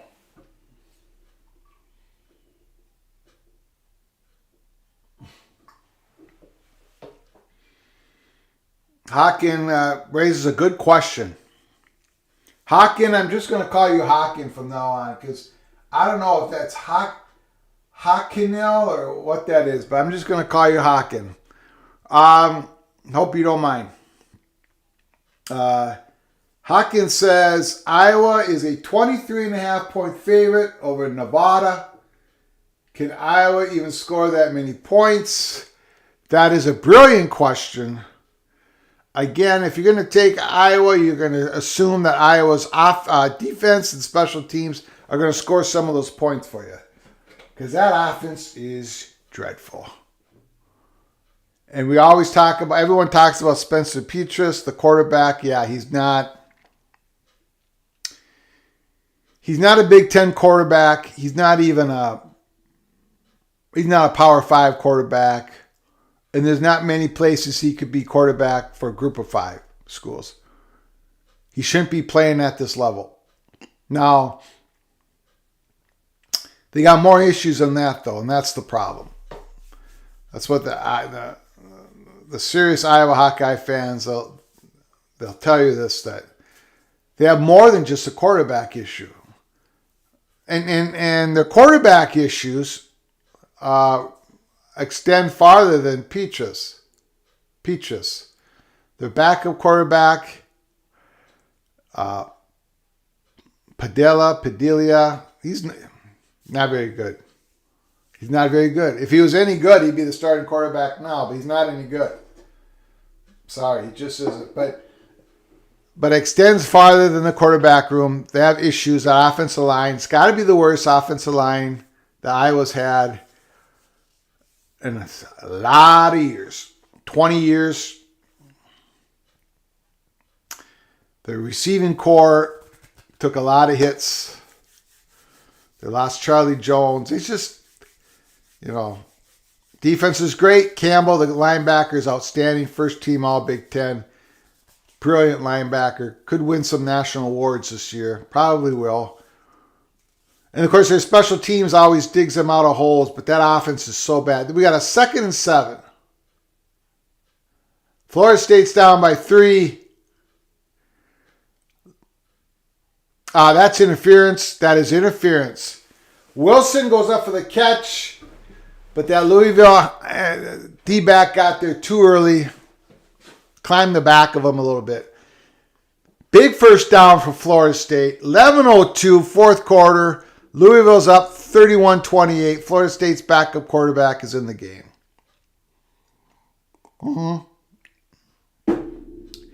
You had to throw it. You had to throw the flag on that.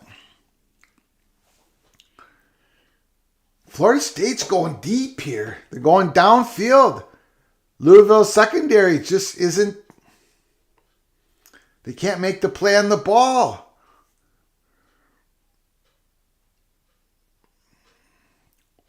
Play action, get them to suck in again. Oh, they ran it. That was a good run. Florida State's marching. Florida State Seminoles is marching.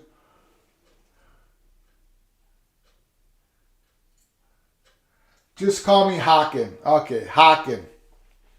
Sounds good. Thanks, man. Nick Kelso.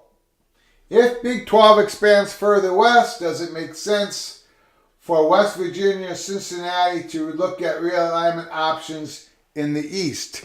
Yes, I think it does, but incomplete. Ooh, that was a good attempt by the receiver to get that ball. I don't think I can understand Big 12 expanding further west. How that would get under the skin a little bit of West Virginia, especially West Virginia. Cincinnati, they just entered the conference. I mean, you know. But yeah, the core of the conference moves even more west if you add on in Arizona State, Colorado, Utah. And that would be pretty tough. But I don't think the ACC is expanding. So, big run. Florida State first down. I don't think ACC.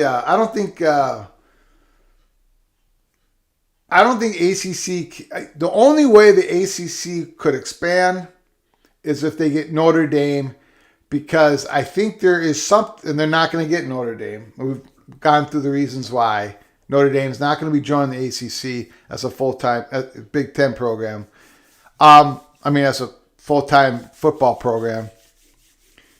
I think Notre Dame is the only school that would really change the composition of the ACC, where the ESPN would have to open up and redo the TV contract. I don't think merely adding a Cincinnati or West Virginia pushes ACC to reopen up their media contract. And quite honestly, I know West Virginia's rivals are in the ACC. I mean, we saw what happened when West Virginia played Pittsburgh.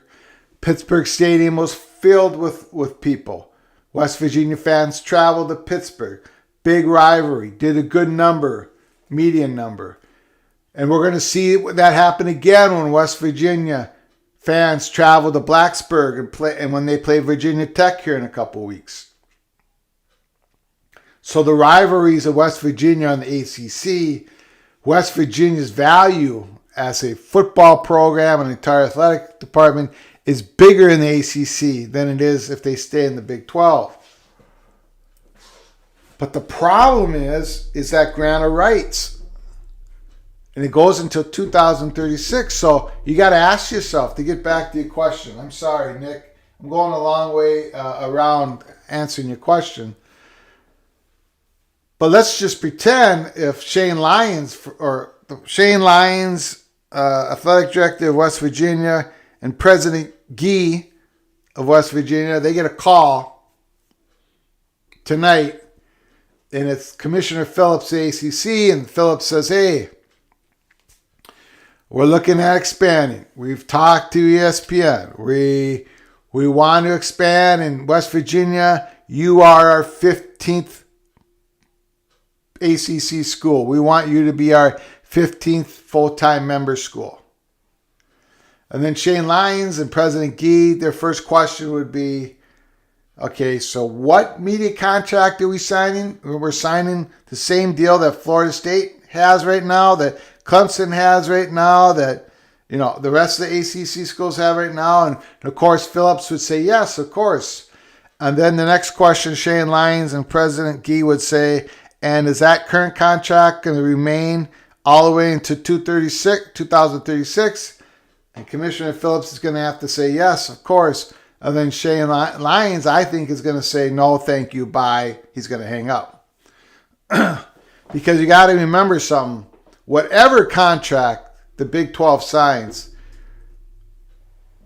with probably Fox and ESPN because they're talking to both of them. But whatever contract Big 12 signs with their current media partners, they're going to have another. The deal that they sign is only going to go to 6 or 7 years. It's going to end up around 2029, 2030. And then that means Big 12 is going to be able to do another contract, media contract, before the ESPN will. So, I mean, before ACC will be able to do so. Big 12 will be able to get another bite at the apple before the ACC does. So, is it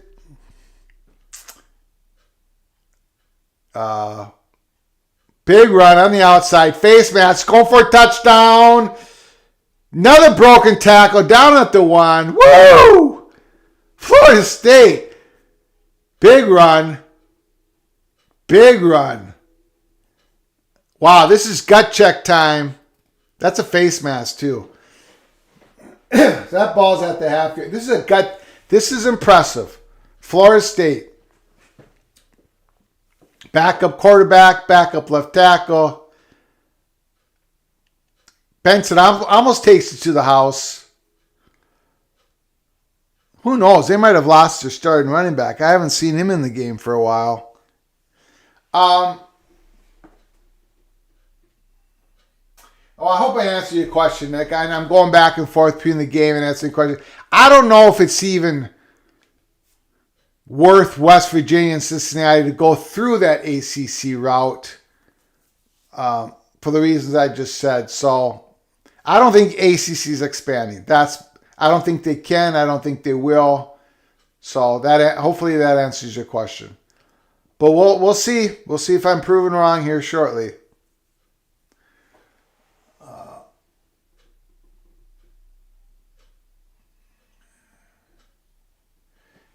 Yeah, Hawk says, I think the only time West Virginia gets in the ACC is after the SEC and Big Ten take what they want from the ACC.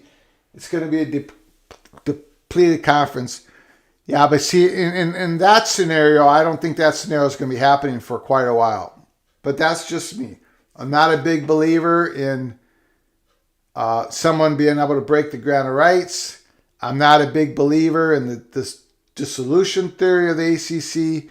We have talked about it on the show only because decision makers in the ACC, leaders such as the athletic director of Louisville, have mentioned it in public, in directly or indirectly. So that's why we keep bringing it up, because we cover everything college football, peek around the corner. But I'm not a big theory in that as well. So I don't think any of that's going to happen.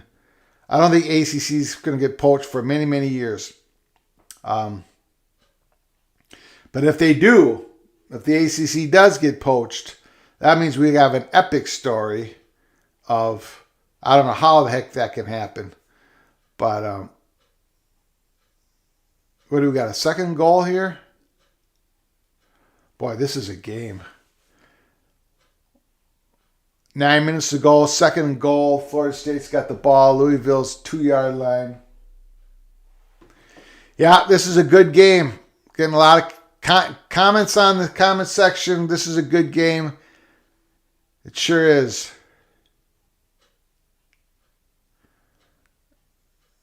We might have another injury.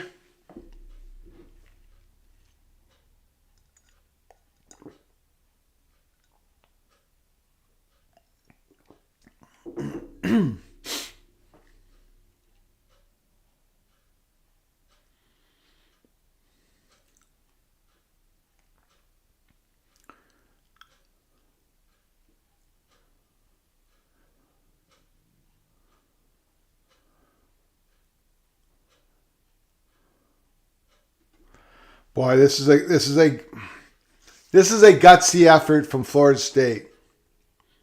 It really is. They're on the road. They lost their quarterback.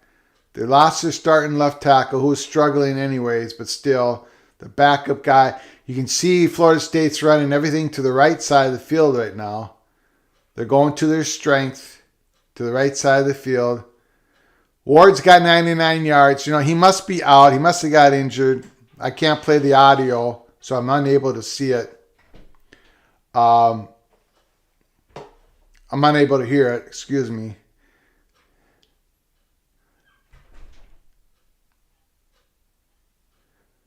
Ooh, I don't know about that. Florida State just ran to the left side of the field. I think he's short. Ooh, they're stopping him. I think the whistle blew. The whistle blew. I don't like that call. I don't like that Florida State call.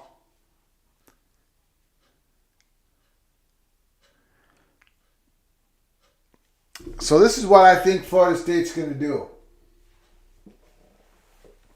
You can see it coming. Play action, fake handoff, tight end over the middle back end of the end zone. They're going to suck the linebackers in. Fake handoff, tight end.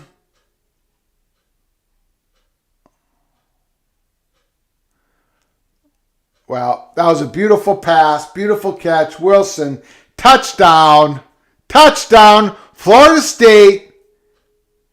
Boy, that was a great pass. They ran the play action, but it wasn't deep middle. It wasn't middle of the end zone.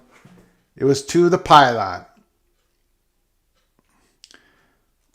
That Wilson's had a great second half. Holy smokes.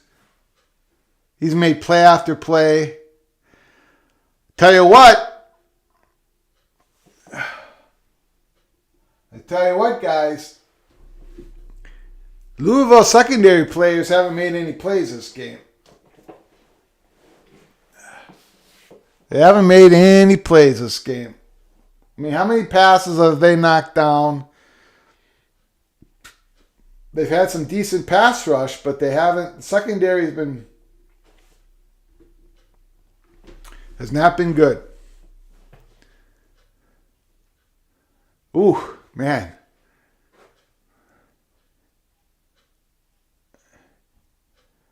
Well, it's Malik Cunningham time now, guys. Malik Cunningham. Florida State has taken the lead. This is Cunningham's time to shine. 35-31. Florida State.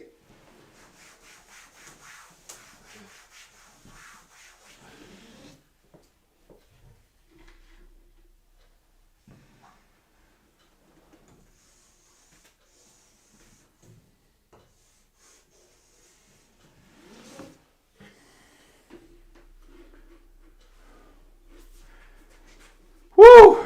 35-31. This is college football. ACC matchup.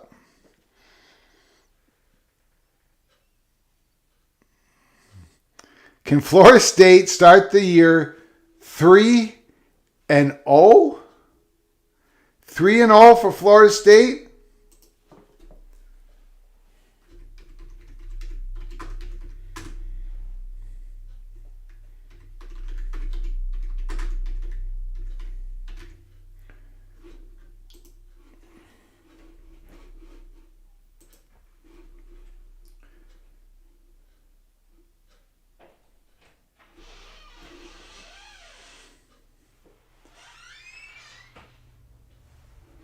Okay, here we go. Am I coming here? Okay.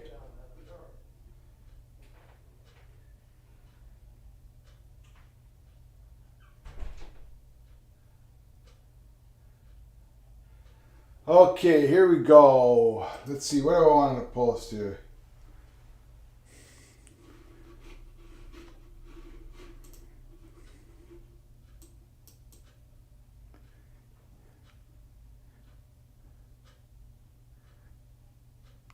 First down, Louisville.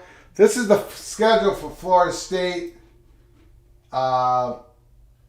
They started the season with a big win against LSU, 24-23.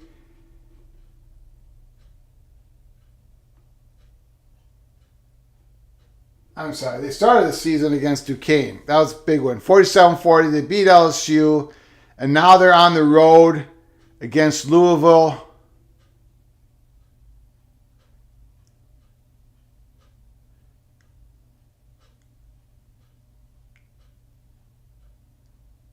2nd and 10. They got Boston College next. They're going to be at home finally. Wake Forest. And then that big North Carolina State on the road October 8th.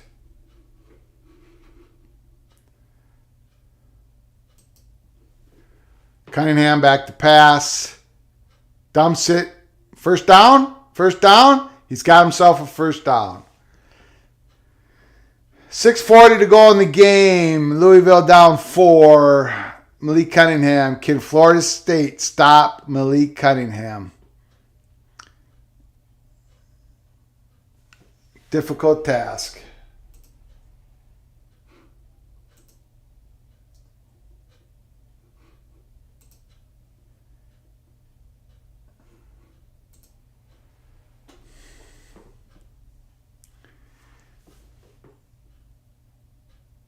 Oh, good defense.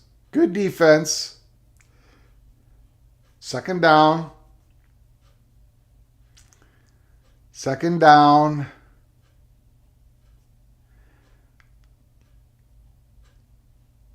I don't know. Florida State's defense looks gassed. Of course, I've been saying that all game. It looks like they've been gassed all game. I mean, it's hard to keep up with this Cunningham. Look at this guy. Look at him. Ooh, he almost broke it. He almost broke it. We got another Florida State injury there. Big defensive tackle guy is down. 3rd and 5. Big play, but we got an injury.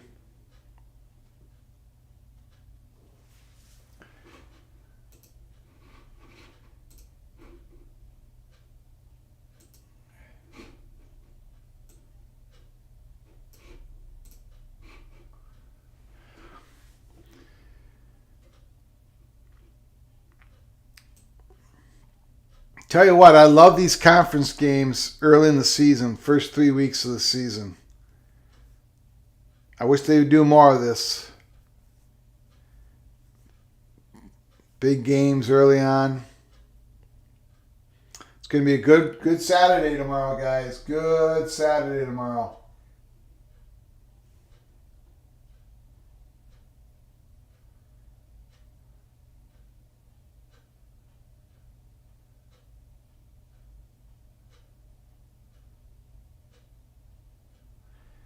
So, am I reading this right? Wyoming Cowboys defeated Air Force. Am I seeing that right? Holy smokes.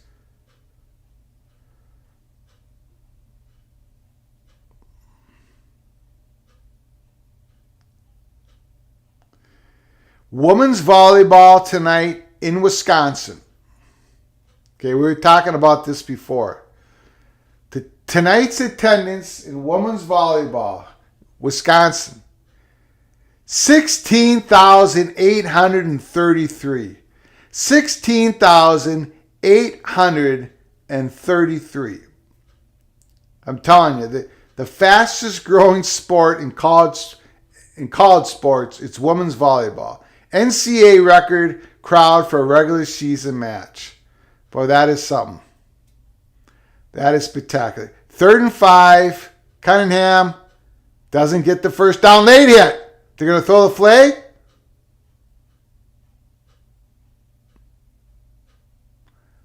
No, I don't see a flag. I do not see a flag. That could have been late hit over there.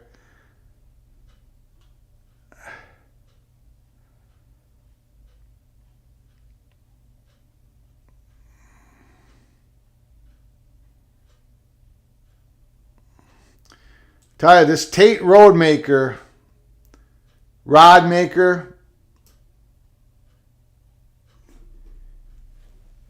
he has done a heck of a job.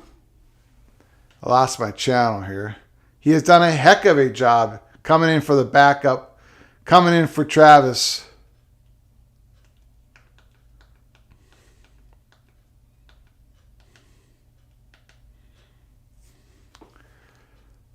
He's not just throwing little dinky passes. He's going downfield. He went downfield.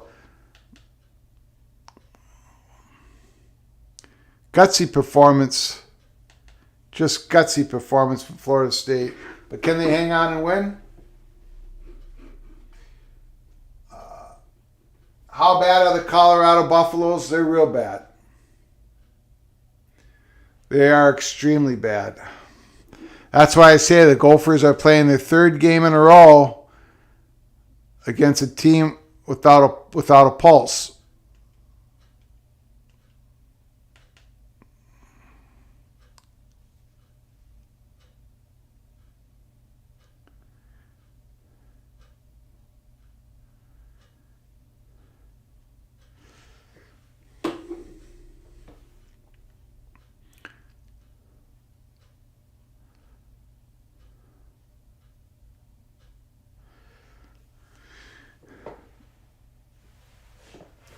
And then what makes it even worse is Colorado Buffaloes hired the offensive coordinator that PJ Fleck fired, because PJ Fleck was able to get Kirk Schrock back, his old offensive coordinator that he had so much success with. So Colorado is, it's a program that has basically hit the bottom. The good news is there's no more room for them to go downward because they've hit the bottom. But I don't think they'll be coming up anytime soon. That's another program they'll probably be looking for a new head coach at the end of the season. It's Colorado Buffaloes. Florida State's got the ball 1st and 10 after a penalty. Look at that. Big run, but there's a flag.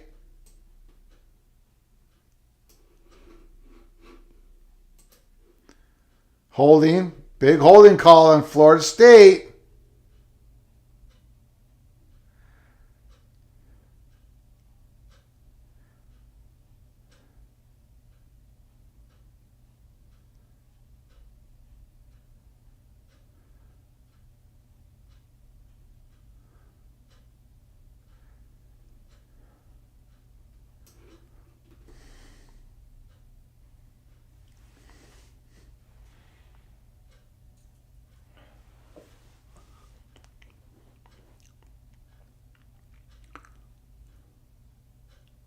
Holy smokes. Missed tackle. 1st down, Florida State.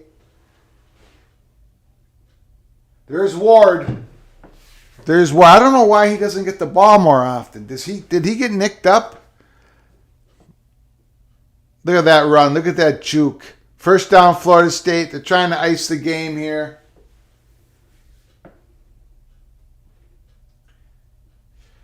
Tony asks, is the Pac going to take teams from the Mountain West? If there is a mass exodus, do any leftovers try to go independent? I don't think anyone should try to go independent. I think those days are not. I don't think that's advantageous for anybody. I mean, Notre Dame's going to try to keep going with it, but everyone else you got to get on a conference ship. The value of having a Conference USA membership is going to be higher. It's going to be high, because of the expanded playoffs. It's going to be higher than ever before. Like a New Mexico State, they're moving in the Conference USA. That's great for New Mexico State. Got to get away from independence. So I don't think that's going to happen. If there's this complete blow up of the Pac-12, like say every school leaves, except for like a Washington, Oregon State, they'll probably go to the Mountain West, but we'll see.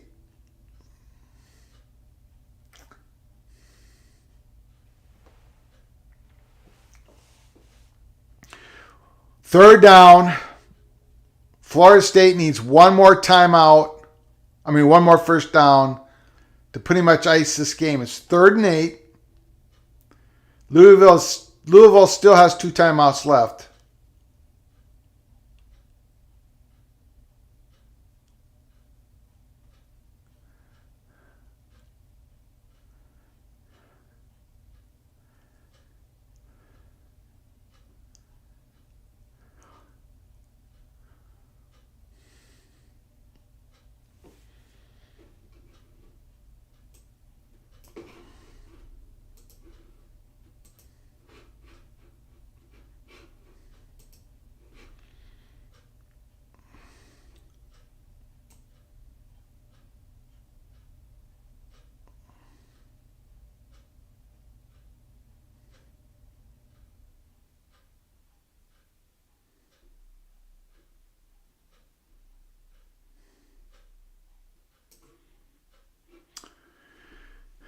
3rd and 8.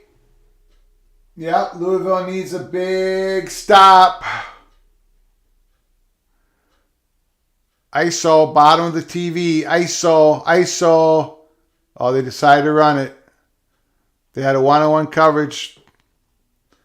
They ran the ball. Was that a little too conservative? Louisville secondary hasn't been making any plays.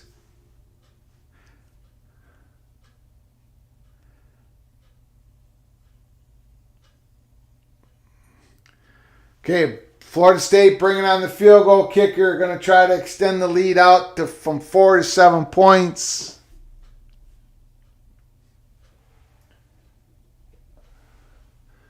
Oh boy, you're going to give Malik Cunningham's going to get one more crack at this. I don't think Norvell should have went so. I think they should have put the ball in the air. I think they went a little too conservative. I think Florida State went a little too conservative. Let me know your thoughts.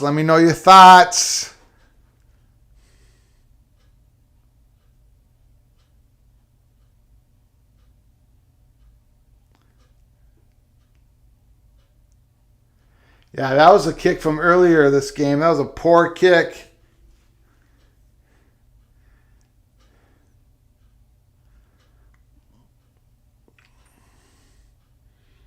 Okay, here we go. Florida State's up by 4.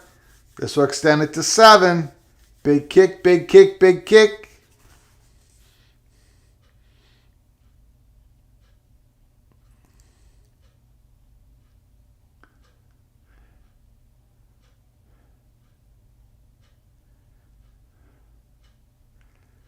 Oh, he missed. He missed. He yanked it left. Florida State up by 4. Norvell, you screwed up. You screwed up. That was the wrong call. 3rd and 8. You got to put the ball in the air against a secondary that has made no plays in the second half. Kicker should have made it though. It should be a 7-point game, but still. You got to try to win. You got to, these coaches that you got to go for the win.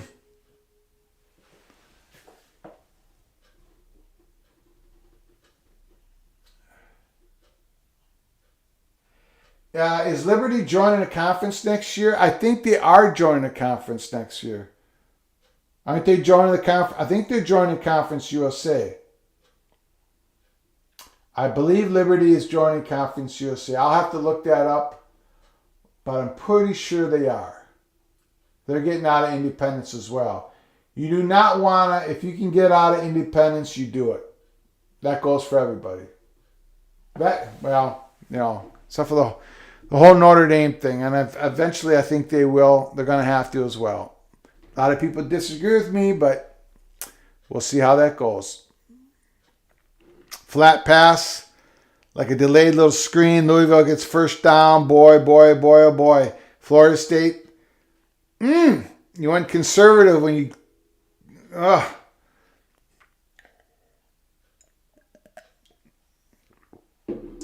Yeah. I think Norvell made a coaching mistake there at the end of that game. At the end of this game.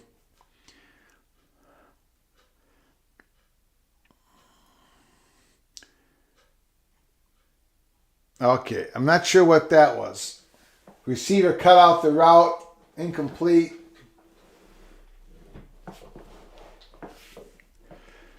Second and 10. You don't have to get it all back at once here, Cunningham. Don't have to get it all back at once.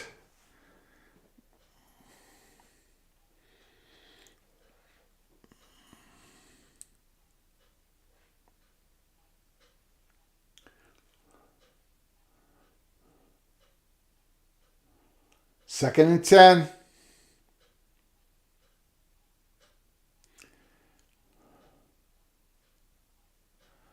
Oh! What a defensive play by 38 Brown. Holy smokes. That pass was right there. Oh, wait. What happened there? Did the receiver drop that? No, I think he got his hand in there. And if he was able to catch that ball, the receiver, I think he would have went upfield. That could have been a touchdown. We got 3rd and 10. Cunningham running about 4 yards away from first down. This is college football, baby. This is why we love it. This is why we love it. This is why we love it. 4th down, 4th and 3, play of the game. Louisville needs this first down. If Florida stops them, Florida State goes 3-0 to begin their season. 2 big road wins. If Florida State can make this stop.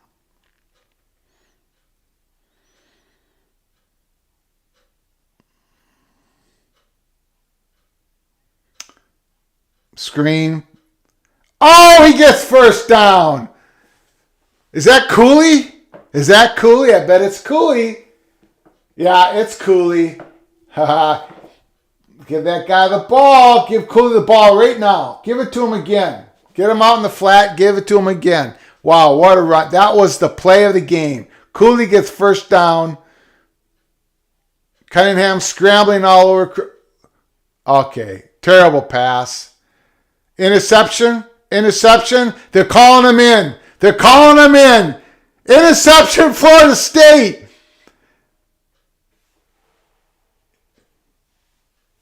Hockneal says, great play by defense. Was he in? Was he in?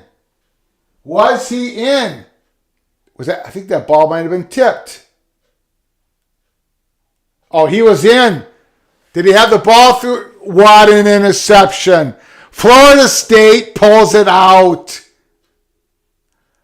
Florida State pulls it out.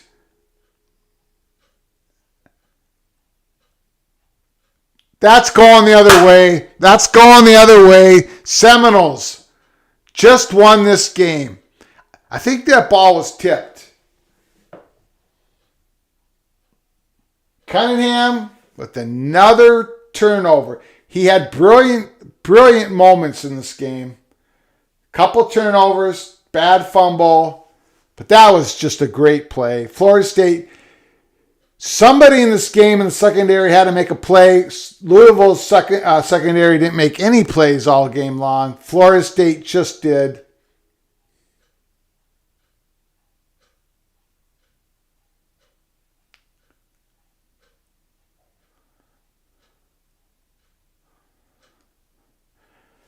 Florida State might have to get themselves a field goal kicker, though. Tell you that. Might have to get themselves a field goal kicker. David M. says it's over. It's all over. That's what David M.'s saying in the comments section.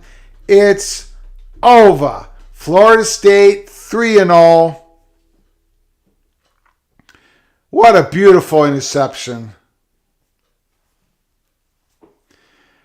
What a beautiful way to start this weekend of college football. Florida State 3-0. No, I'm not sure if anyone had that prediction. Did any Florida State Seminole starting quarterback is on crutches there? Travis, he got injured. Backup quarterback, Roadmaker, Wadmaker, whatever you say, how you say his name. He made some big passes downfield. Florida State wins 35-31.